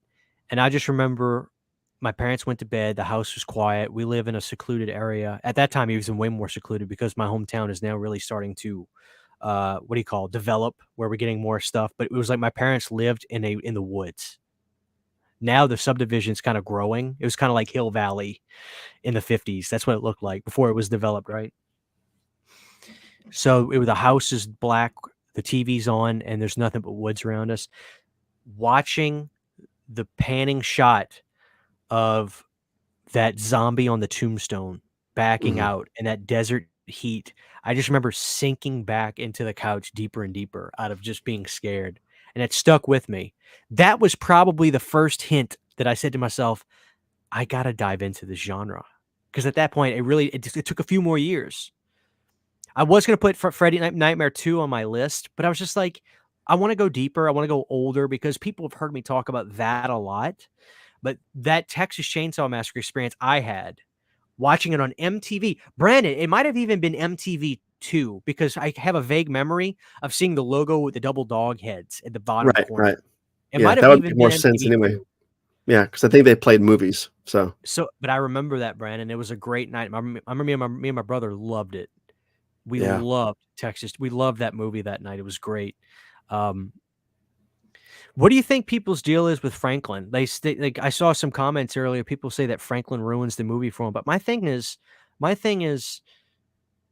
he's supposed to be annoying because that's given off more of a sense of it's like the tipping of the anxiety that's building up, because not only are these characters going into hell, but they're also dealing with the element of somebody who, I don't know, what do you call it, Brandon? It's like he is the cherry on top of the icing, whatever you want to call it. It's like he's that extra thing to make everything just more uncomfortable. Like you have to deal with him as well as all the shit that just went down. You know? Yeah, I like Franklin though. Like, yeah, honestly, looking back, he's the only one that was like, let's get the fuck out of here. Please, yeah, let's go. I feel bad for Franklin, man. Like he's already disabled. He's stuck in this van with no AC. He's in a wheelchair. Nobody's really helping him get around the house that they're supposed to be exploring. People are mean to him. They're not patient with him. I just feel like he just got fucking sort of beaten down the whole movie, and then he just gets chainsawed to the fucking chest and face. And maybe it's because my grandfather had MS and was wheelchair bound that I always had a sense of like, feeling for Franklin. But Franklin, I think, is a really tragic character. And like, he was annoying at times, but like everybody is annoying at times. And like, if you didn't want to bring him along, why the fuck did you invite him, Sally, you dumb bitch? You know what I mean? So it's like, I don't know. I just felt bad for that character. Let me ask you a question, Brandon. Let me ask the chat a question. And it's a difficult question. And it's not as easy to answer as I think you may initially think it is. What Texas Chainsaw Massacre sequel feels is the word, feels the most like the original? Part 2. You think it's 2? I'm talking about this one. I'm not talking about Toby Hooper. I'm talking about the atmosphere, the heat. I get that. I get that part. Yeah, I get what you're saying, and I get that part 2 is such a cartoony, zany, wild fest of a movie that it doesn't tonally feel in line with the first movie. But part 2, regardless of Toby Hooper, regardless of the Franklin corpse or the Sally Hardesty connection with Lefty, it feels like it takes place in the same world as the first movie. Whereas to me, part 3, 4, obviously the remake and the prequel and the 3D movie and Leatherface and all this stuff, they feel like separate timelines, separate events. I really think part 2 feels like the most direct sequel that takes place in the same continuity. To me. What is the best Texas Chainsaw Massacre film besides the original? 2. I agree with that. Yeah. When are you going to come around to the next generation? Yeah, never gonna happen. But Brandon, I would argue not necessarily that it is the most, but I would argue because you've got Hinkle working on 4, because it is shot in Texas, because it is a Texas production, it does have a lot of a feel like the first movie. Not in the tone, but I'm talking about the sense of the temperature, the sense of the scenery. 4 is legitimately a homey Texas-made movie. I think that gives it something. I understand it's zany and people don't like it, but I dare you to watch it and tell me you don't feel that homey touch the way the first one does. It's literally a Texas production. I mean, so I is part always like 2. that. I know, but I'm just saying with 4, because it's so cheap and it's so gritty, there's something about next gen that I always like because of that. I'm not trying to do Jedi mind tricks on Brandon. Oh, you are. It's plain to see. He knows I'm not bullshitting though. He knows it was Kim Hinkle. He knows Yeah. it was a Texas production. You had the cameos by some of the original cast at the end, like Franklin and Sally, and I think John Dugan was in the film too. I think. Yeah. I get the sentiment. I can't get on board with that movie. I really find it annoying, mostly because of what's his face. What the hell's his name? God damn it, McConaughey. Oh, I think Annoys me in that movie. He's insane. Do you want to be in a room with that guy? He just screams too much in the film. That's my problem. Insane. He screams too much, and Leatherface screams too much, and the mafia weird stuff is very strange. And let's take that Leatherface out. Let's put part 2 in that house. Let's ditch the broad, that was working in that little tin building, and let's put in what's his face from part 3, Viggo Mortensen. Let's make a Frankenstein family that we put in part 4. I don't think Leatherface from any other iteration would put up with that family in that film. I think he would have killed everybody and been living by himself. Brandon, nobody in the series to me was more fucking insane than Matthew McConaughey. I love him. I'm not bullshit. I feel like Chop Chop was crazier though, man. No way. Dude, McConaughey took the shotgun, shoved it in his mouth, and made this insane. He had veins popping out, begging her to pull the trigger. Chop Top was eating his head. Little pieces. Yeah. It looked delicious too. Like he makes it look fucking delicious. I love him, dude. He was born for that role. I mean, thank God. Yeah. That's what's so great about Toby, right? Like he saw him do a parody making fun of Texas Chainsaw Massacre. He's like, this dude's nuts. I could probably use them.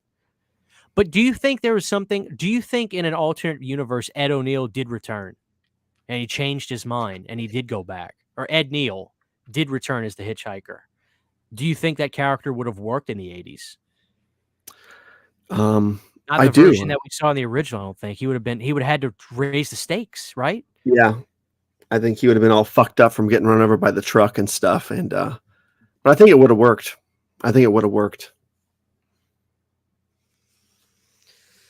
Brand, do you have any honorable mentions? Honorable mentions. What about Jason Takes Manhattan? No, I think it's the scariest version of Jason, but I wouldn't necessarily say I was frightened by it. I think an honorable mention would be Pet Sematary 89. And I saw that in the chat earlier. That's a really good honorable mention because that movie has that stuff has a very looming sense of dread and pending doom. That movie's thick with atmosphere. It's just, I love that movie. It's a masterpiece, but honorable mention for sure. Pet Sematary 89. I'm trying to think if I have any honorable mentions. Probably so, but I won't think about them until we're done. Brandon, can I get your thoughts on something? And for the chat, we got a little bit more time. Brandon, Miramax is going to be making more Halloween movies. Are you excited? Are you happy? You did not want A24 to get their sophisticated hands on Halloween, from what I understand. That's the rumor. Yeah, that you I you think weren't because they were just such the obvious choice, and everybody wanted A24 because they're the hot thing, and I think it's always a mistake. Usually, I think Blumhouse was a mistake before they made those fucking movies, and here we are now. Brandon, it was a bad dream. Yeah. I mean, they were the hot kids in the block at the time, Blumhouse, and now it's A24, and I'm sure they would have done a better job than Blumhouse. But I'm thinking I have a good feeling about Miramax. I don't think they really led us astray as many people would say they did. Because they did part 6, right? Miramax did part 6. That was their first movie. Right. And H2O is debatable. Resurrection. I'm not sure if they did Resurrection, but so basically, Brandon, what you're saying is they're going to make Halloween movies that are going to take 25 years for us to all basically like. Probably. My whole thing right now is I don't think I don't care right now because we don't have any news yet. We don't have any news. I'm not burned out. We don't have any news. Like there's no and if it's really just TV rights, I don't give a flying fuck. I don't want to see a fucking I'm not going to see a Halloween TV show. I don't care. I don't want to dedicate my time to a fucking TV show. Give me an hour and a half, 2-hour movie. Give me 10 of them in a row. I don't care. Let's be done. I don't want a fucking TV show. Just like I don't want Crystal Lake, the TV show. I don't care. Twisted Metal was a compromise. You know what I mean? That was. But you would prefer a movie. Probably. You know, it's just TV shows, even as good as they are, there's something that the episodic nature. It's the idea of knowing, I barely have enough time to do all what I got to do as it is. Yeah. And it's just like, here we go. You know? Yeah, if you want to make them episodic like Saw, that's fine. Like Saw 1 through 7, great example. But if Saw 1 through 7 had been like 7 seasons of a TV show, that would have been so excessively burned out for me. It's not the same kind of thing. Give me movies. It might be my generation and above that feel this way, Brandon. I don't care how much money goes into it. I don't care how much production goes into it. I think, to me, I will always consider going to TV a downgrade. Yes.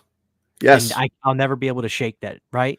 Just like on demand, like straight to HBO Max still feels like straight to VHS to me. It's not good enough. It's the same kind of thing. It feels weird to me. It feels not important.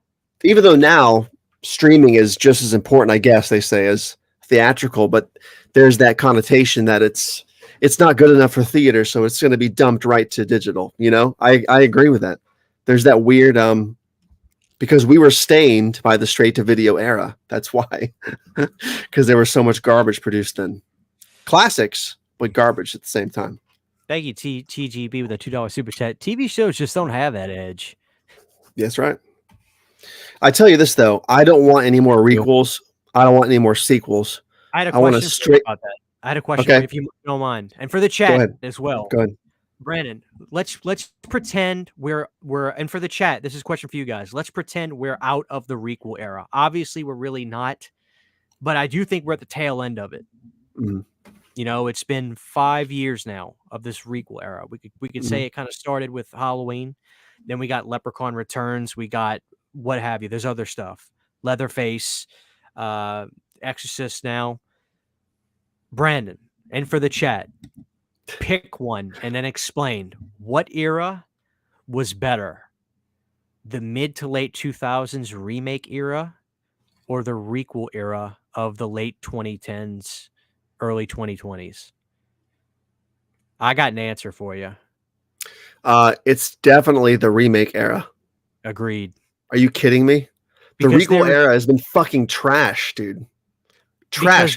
Kills was the exception. Go ahead.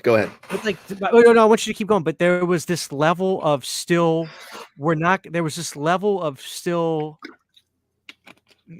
maybe there's enough time passed from that era now that you can look back on it with a little bit of better better. But there's something to be said about we're gonna do a remake to My Bloody Valentine, a requel, and this time, like, Harry Warden wasn't dead in that first movie. No. They just remade the film. Hey, you know what? Let's change the whole mythology of the whole thing, and let's have a bunch of naked broads in it. Let's have some fun. The guy who wrote it, Todd Farmer, it's like, I'm gonna bang a prostitute in a motel in this movie.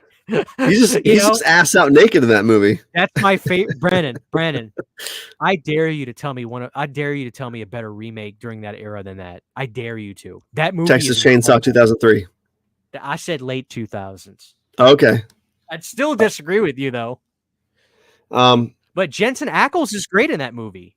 Yeah, what's weird about that movie is I've only seen that movie once, and I saw it on DVD. And here's the problem. I did not like that movie at all because I was so distracted by how bad it looked on my TV. I think maybe he had bought... Watch the 3D version, you jack. I think he bought the 3D version. That's what he played because it looked absolutely bizarre. It wasn't blurry looking, though. It just looked like the frame rate was weird. That was the problem. 3D version. But it didn't look blurry or like it should have been like wearing glasses. Nothing was weird looking that way. It's just like the frame rate looked off, and it was really throwing me out of the picture. I couldn't focus on the story.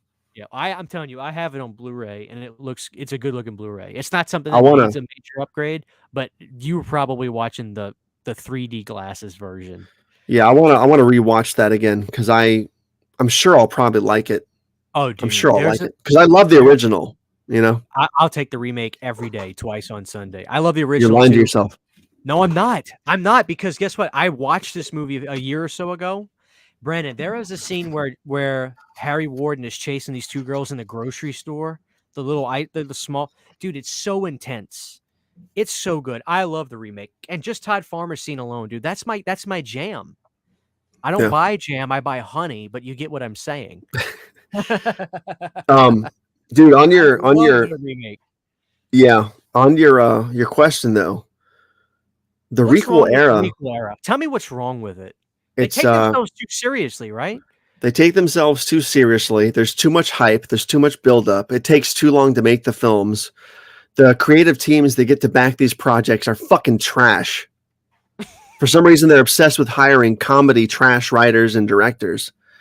I can't really think of a good fucking requel at all recently besides Halloween Kills, which was technically a sequel to a requel. I can. What's that? I'm not bullshitting. I'm not joking. Leprechaun Returns was a good Leprechaun film. Oh, I haven't seen that movie. Okay. I'm sure there's exceptions. I'm sure there's exceptions for sure. But Lyndon Porco looked great as the Leprechaun. Good. And Brandon, you really can't understand him that well in the movie. You can, but that actually works for the character with his Irish accent. The character looked incredible in Leprechaun Returns. Check that out. I think you'd like it. I really do. I need to see that for sure. But the remake era, there was a lot of trash. But we had Halloween, which I don't think is a masterpiece, but it's still really good. You had Friday the 13th, 2009, which I didn't like that much, but it's still pretty good.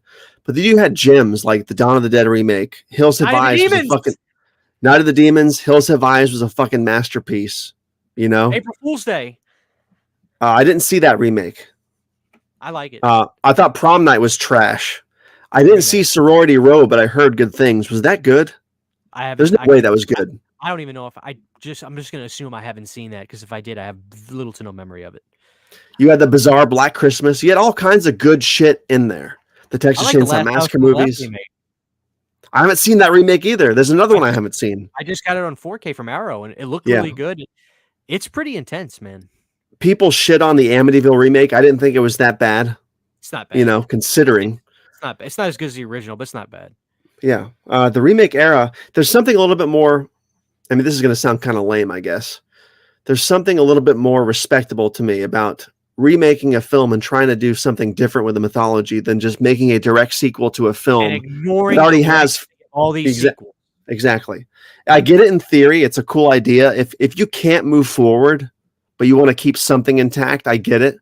But nowadays, it's just a fad now. So every phase has these problems. It starts out strong with good intentions, and it becomes a surplus. So I don't know. So you're over it.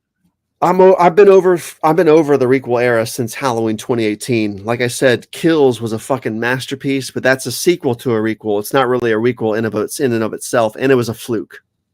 So what do you think we should go? Where do we go next after this? we need to go to straight.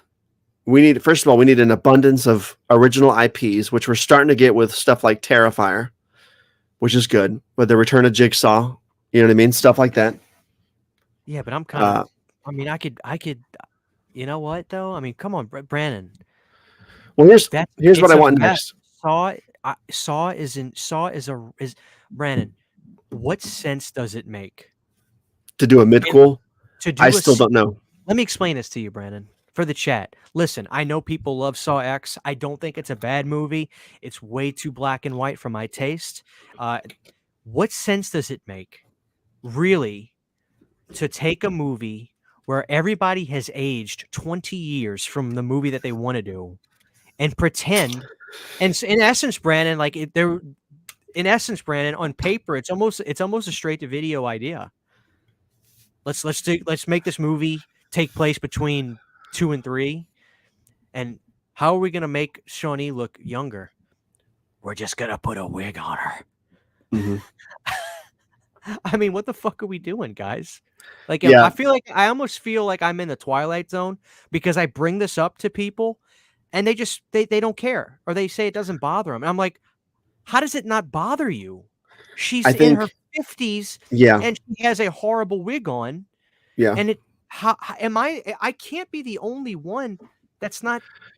No, that's the problem with midquels, and I really hope midquels are not the new fad, because midquels will be worse than fucking requels. I agree. Because, and again, I brought this up a year ago when we were talking about Saw X. I don't see how a midquel could ever justify its existence unless it changes the overall chronology or legacy of the rest of the franchise that comes after it. And judging by what I've heard, because I haven't seen Saw X yet, no spoilers here, but from what I've heard, it doesn't justify its existence because it doesn't add to or change any of the canon. So what was really the point? If everybody's back to their Saw 2 starting points by the end of Saw X, which they are basically, what was really the point besides lighting the burner and getting the burners hot again for the Saw fan base? I think if they're going to proceed, pick up with Dr. Gordon. Don't do more midquels. Don't do more midquels. Gordon's obviously still alive. There's so many and at large brilliant ways to go. You know. Yeah. I don't. Thank you, Toronto Freddy, with the Canadian $2 super chat. Evening, boys. Have you guys seen Never Hike Alone 2? I've seen half of it. Same. I never got to finish it. Me neither. I don't know if I'm going to finish it. I can't comment yet. But thank you, Toronto. I appreciate that. And how are you doing tonight? But you asked me what would I do next. I think I want a straight remake era again. That's what I want. Like I would definitely take that over the legacy sequel thing. Mm-hmm. Yeah, straight remakes, new mythologies. Don't even we need to discipline ourselves as audience members to know. Like at this point, we're so far removed from the 70s and 80s and 90s, and now the requel era, pretty much soon to be at least. We need to get away from the established timelines and characters and allow the mythologies to rebrand themselves entirely.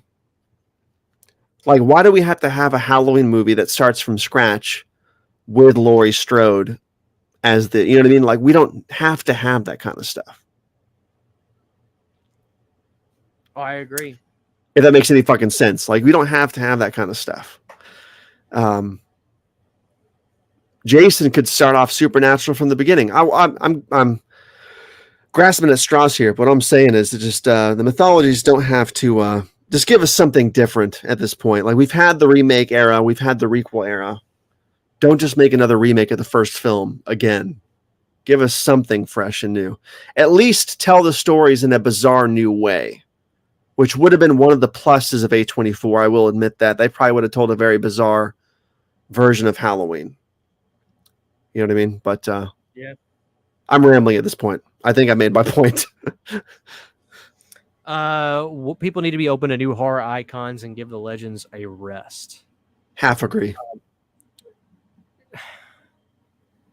But Brandon is, I do agree with something. I think the excitement about a new movie that really gains traction, for me anyway, is way more exciting than another Halloween movie or others. Like think of a movie like for instance, like X and Pearl, the excitement about those for me were so much more than Halloween Kills and or what have you. Scream. Look at 5. Terrifier 2. Terrifier 2 is the same way. And that whole thing came from sheer fans because they saw the clown, which was a side character in this anthology, and people were just like, that clown's cool. Can you do something with that? And then the director was like, I guess I need to. People keep talking about this clown. Fuck it, let's do it. And then boom. The excitement of those kinds of movies to me is way more exciting now than and I think it's because we lived through the remake era and we've now lived through a version of the remake era. You know, it's just like it's not new and exciting anymore. The remake era at the time was so exciting. Mm-hmm. You know, it's like we were reliving this era where it's just like, oh my God, we're gonna get to see all these awesome movies for the first time again. Mm-hmm. You know, so I don't know, man. But there's going to be something that comes. There's going to be another Blair Witch that comes, I think, in the next couple of years, Brandon. I think it's going to happen, and it's going to change. It's going to change everything. I hope so. You know, it usually does. There's always usually something. What do you think was the last Blair Witch that came out that really kind of like changed? Just as far as like the cultural relevance and like the capturing of the zeitgeist and stuff, and his fucking. What do you think that was? See, Blair Witch was 99. I hate to. You said a contract or something? Or? The last two, I think it was, that really fucking changed the game. First, it was Saw in 2004, for sure. Saw led to the whole. I hate the fucking term torture porn, but it led to that whole culture of horror film for a long time. Saw really revolutionized that. Right. What else revolutionized it, I think, and I don't like this movie that much. I haven't seen the other ones. I've seen bits of part 3. In 2009, I think Paranormal Activity was a big capturing of the zeitgeist. Without question. So was The Conjuring. But people forget how big Paranormal Activity was when it came out. Like, I couldn't get away from stuff about that movie. Even all my friends like, you got to see this. Like, I've seen it. You got to see this movie. It's the best thing ever. I wasn't a huge fan of that movie from day one, but that movie was insane. Bro, that movie. As far as the capturing of whatever. I think you just mean a tough guy. Conjuring, similar, but I feel like Paranormal Activity was the last huge explosion of original IP content. You know what I mean? Brandon, I just remember I was a senior that year, and I just remember everybody, my teachers, Brandon, my teachers were asking all of us, because at that time we were 17, so we can go to the theater, see R-rated movies. My teachers were like, hey, who's seen that movie that everybody's talking about, Paranormal Activity? Had anybody seen it? Like, it was crazy. It was crazy. And I love how Paramount faked this big camp. It was fake, Brandon. Demand it. Demand your theater get it. Brandon, are you going to tell me that Paramount doesn't have the resources to put a movie out and everything? Like, we were tricked, but it's brilliant. Yep, that was the Blair Witch playbook when you think about it in a different kind of way. Brandon, it was brilliant. Paranormal Activity gave the boot and DDT to Saw. When that movie came out, it whipped Saw 6's ass. That was that year, right? Saw 6's ass. And then they did Final Chapter, but then came Paranormal Activity 2, which I don't think is I think 1 and 3 are both better than 2, personally. Because 2 is really just the same thing as 1, just in a different location. But Brandon, man, I agree with Paranormal Activity. I think pound for pound, Paranormal Activity definitely was one of those last movies that, like, it changed everything.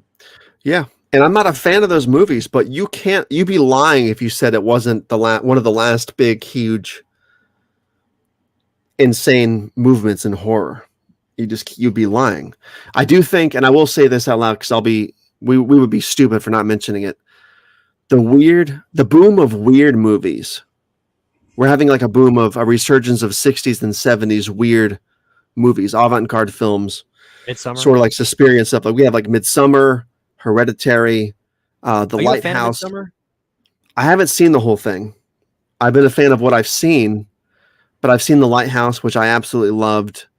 I've seen I get the all those weird. by the way. I definitely see Okay, the yeah. comparisons. There you go. Yeah, I feel like because those are all A24 movies that we're talking about, right? All of them, pretty much, right? Hereditary, Midsummer, The Witch. The Witch. There's the Witch. I feel like The Witch started that revolution Probably back in 2016 or 2015 because I think it's what blew up A24, wasn't it? The Witch. Green Room, The Witch. There was certainly a number of titles. Green Room was a movie that was really good. I don't know if you saw that, but it was I did. It was like Patrick Stewart. Yeah, it was good. Tense. They were like what were they, a hardcore punk band at a venue, and then like they're like a neo-Nazi concert, and somebody gets killed, and it's a fucked up movie. Yeah, dude, that's what I want more of for sure. Is IP content, new IP content. I keep saying IP content, new original content, and I really want stuff to get weird. I love the weird movies that they're going with, The Witch, Lighthouse, stuff like that. I want more of that weird shit. But can it get too weird? Because if you look at David Cronenberg's Crimes of the Future, I think that's too weird. I'm not sure if I like that. I'm not sure if I like it, Brandon. It's body horror, but it makes no sense. Mm. You know what I mean? I think it could get too weird, but have you seen Holy Mountain or Santa Sangre by any chance? Santa Sangre is great. That's a classic. That's probably one of the most bizarre, if you want to call it, horror films ever made. Just absolutely bizarre. Fever dream, acid trip. That's a classic. That's one of Severin's biggest selling titles too. Yeah. They can get that weird or weirder, and I'd be fine with it. As long as they make some kind of linear sense. There's gotta be like a through line. Something. Yeah. Something. You know. I have not seen Dark Harvest yet, but I need to. And when Evil Lurks was great. I loved that. Scratch Burno. But Dark Harvest, people are talking about this movie, Brandon. Mm-hmm. I've been hearing about it. Yeah, I've seen posters and stuff. You know. What do you want out of horror, out of the new era? Remake? Sequel? No, I'm Nothing. pretty burnt out. Like, I'm really burnt at the moment. I'm also burnt out on horror a little bit. You know, I'm ready whenever Halloween ends. I'm definitely going to start mixing in my reviews, which I've always said I was going to do. You know, I'm going to start covering I got my Bloodsport coming, and I got Carlito's Way, Brandon, from Arrow, nice. 4K. I don't own that movie at all. I'm so excited to watch Carlito's Way. Arrow did a beautiful release for it. But what do I want? What do I want from horror? I want something to come out of nowhere. That's truly what I want. I want the next Paranormal Activity. That's what I want. I really do, because I want to get something so exciting, Brandon, that I want to put it as a poster up in my movie room. That's what I want. You know, I want something to just come out and be like, holy shit, man. Terrifier 2 was that last year. No denying it. That was the most fun I had in the theater, Brandon. I was so glad I went to the theater. I couldn't believe it. And my theater was packed. It was packed, and I went in there, and there was a bunch of people with Terrifier shirts on. I was like, I thought I was the only person in the state that liked horror. You know, like, what's going on? But yeah, Terrifier 3 is going to be a fucking juggernaut. Whether the film is good or not, who knows? But if they try any of these studios, they're going to go another route with it. I heard there was some video I saw of some lady talking about it, how it's going to be more like the Art the Clown from All Hallows Eve versus Terrifier 1 or 2. Awesome. That's what I heard. I don't know if she's a legit source, but that's a video I heard her talking about on TikTok or something. I believe she was talking about how the Leone was talking about it. So they want to make it more creepy this time. That would be awesome. And I fucking loved part 2. But any of these studios, if they try to announce Michael Myers or Jason Voorhees, they're not going to compete with Art the Clown at this point. Like, he's too big. People are too hyped for him. That's good. Maybe if when Paramount / Warner Brothers work together, because they're going to have to, because if they want to call it Friday the 13th, Paramount has to be involved. If they do, Brandon, maybe it's good to have young blood in the mix like that, to where they say to themselves, shit, man, we have to step up. Maybe that could be a good thing. But we need those IPs. We need those original movies to come out and say, "Hold my beer." You guys, Do you think it's kind of? You Yeah, got to step I up. agree. I agree. Do you think it's kind of sad and lamentable that with all the success that Leone's having with Terrifier and Art the Clown, it is kind of sad that Victor Crowley and Hatchet never made it to this kind of mainstream level? Because I feel like that series should have made it. Victor Crowley is kind of like the Terry Funk of wrestling. Legendary, but not the average person knows. Not the average person, if you say Terry Funk, will know. But the wrestling fans, they worship it. The horror fans love Victor Crowley, you know. So yeah, I wish it would have gotten bigger. But then again, Brandon, I don't know if it would have worked if it had gotten bigger. Yeah. I don't know how to explain it. I think it did exactly what it needed to do. I think people I hear criticisms of Victor Crowley saying like it's so stupid, over the top. It's like they were trying too hard. When Adam has openly said, no, I'm making parodies of slasher films. Mm-hmm. That's what I'm doing. We're not trying to be funny and failing. We're legitimately, well, I guess you could still argue that from a viewer perspective, but I get what he's saying. He's like, no. We're parodying slasher films. Mm-hmm. We're parodying the bad acting and the silly setups. That's why, in part 2, he's doggy styling that girl, and when his head gets chopped off, he goes faster. Right. It's hysterical to me. That's great. Dude, Victor Crowley 2, find me. Victor Crowley 2 is the Terrifier 2. It is. When Tony Todd gets his skin ripped off at the end. Dude. Spoiler alert. I just love when they're on the boat, and that's a masterpiece movie. With the chicken and the gravy, with the biscuit. And the biscuits. Voodoo magic. Oh man, I gotta watch that now. What does he say? If I hit that, bats would come flying out of it. Yeah. That dude, what's crazy? You remember at the Hatchet 2 when they're doing the camera pans in front of the audience? It's Lloyd Kaufman, it's Bill Johnson, Right. It's a bunch of horror legends sitting in it. But Tony Todd's he's getting ready to start the meeting, and that one funny black guy is like, "What about them cookies? Cookies will be after the meeting. Hey, can we get those cookies? Pass out the cookies, fine. Y'all got milk? There's no milk." It's so funny.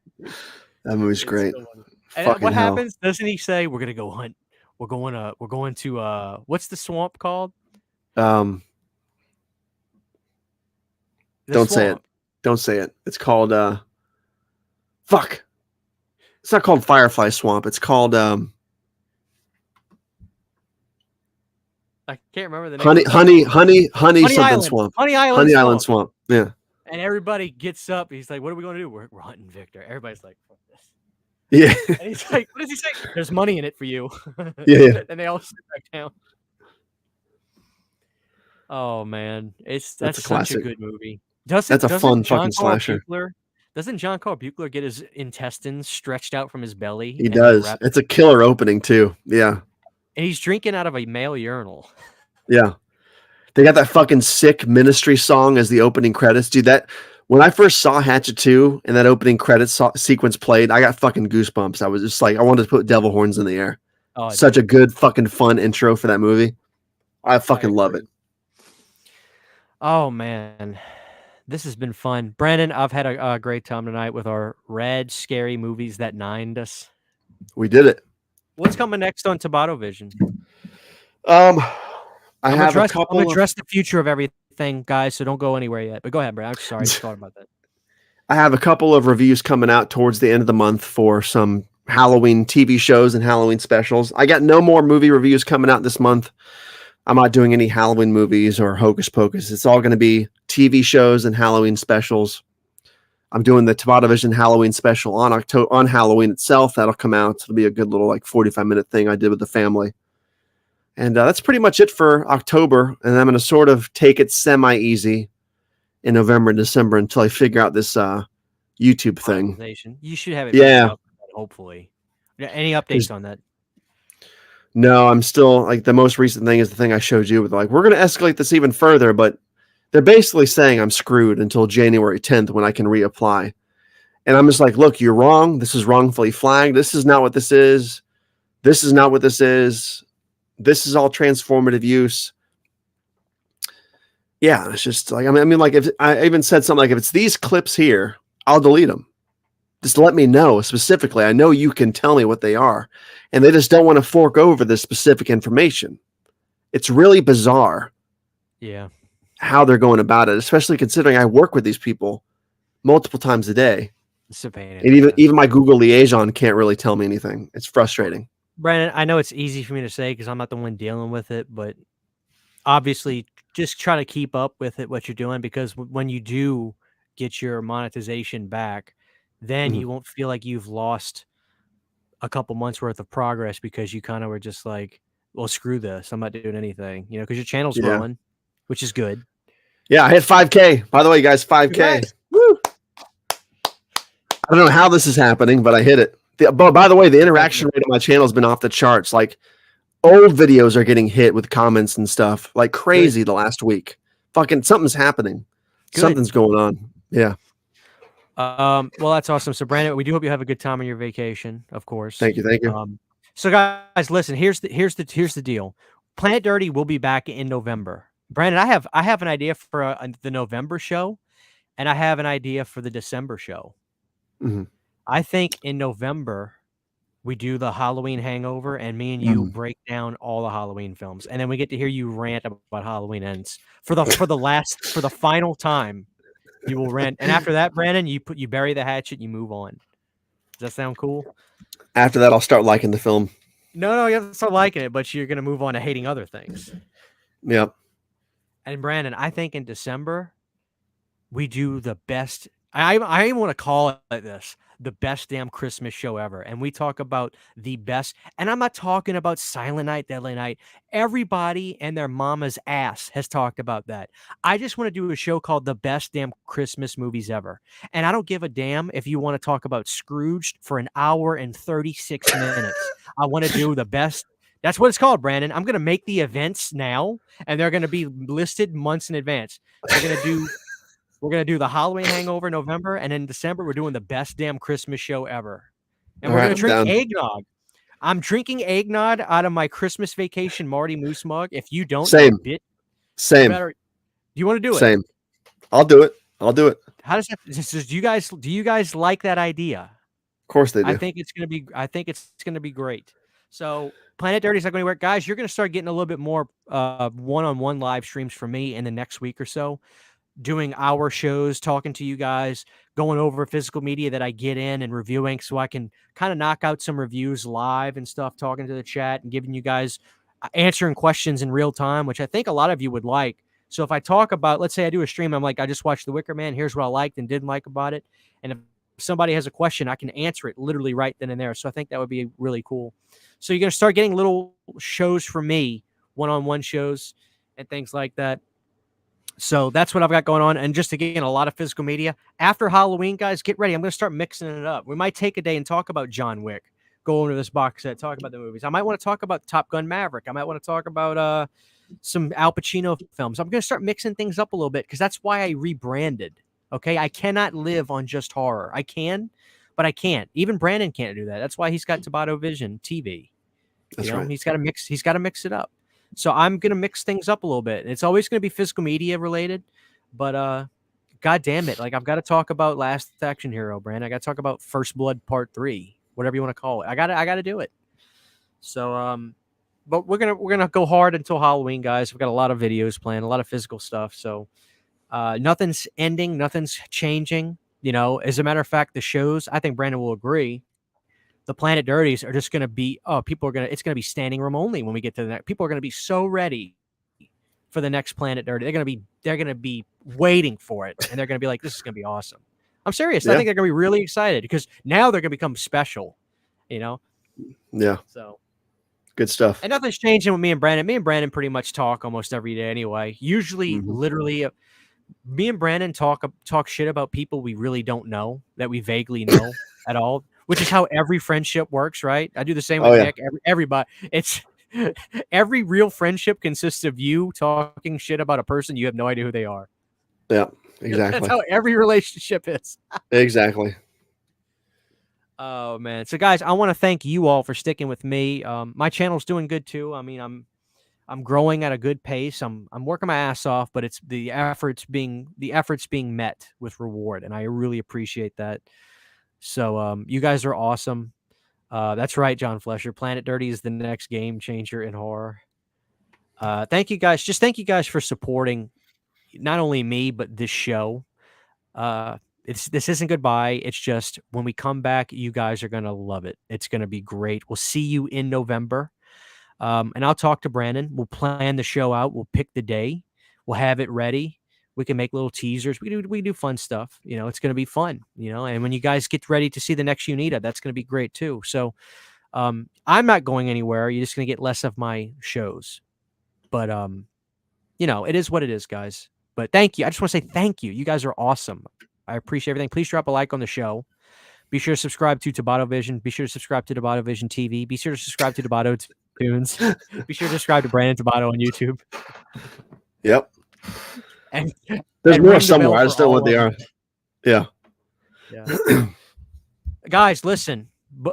Before Halloween ends, I want you to go to the link in my description. Maybe not on this video, but listen. These are still available. Happy Halloween from your friends here at Planet Dirty. Available now for a limited time only is the Butterman approved Planet Dirty Halloween edition t-shirt. This t-shirt is certified to flip your lunch tray.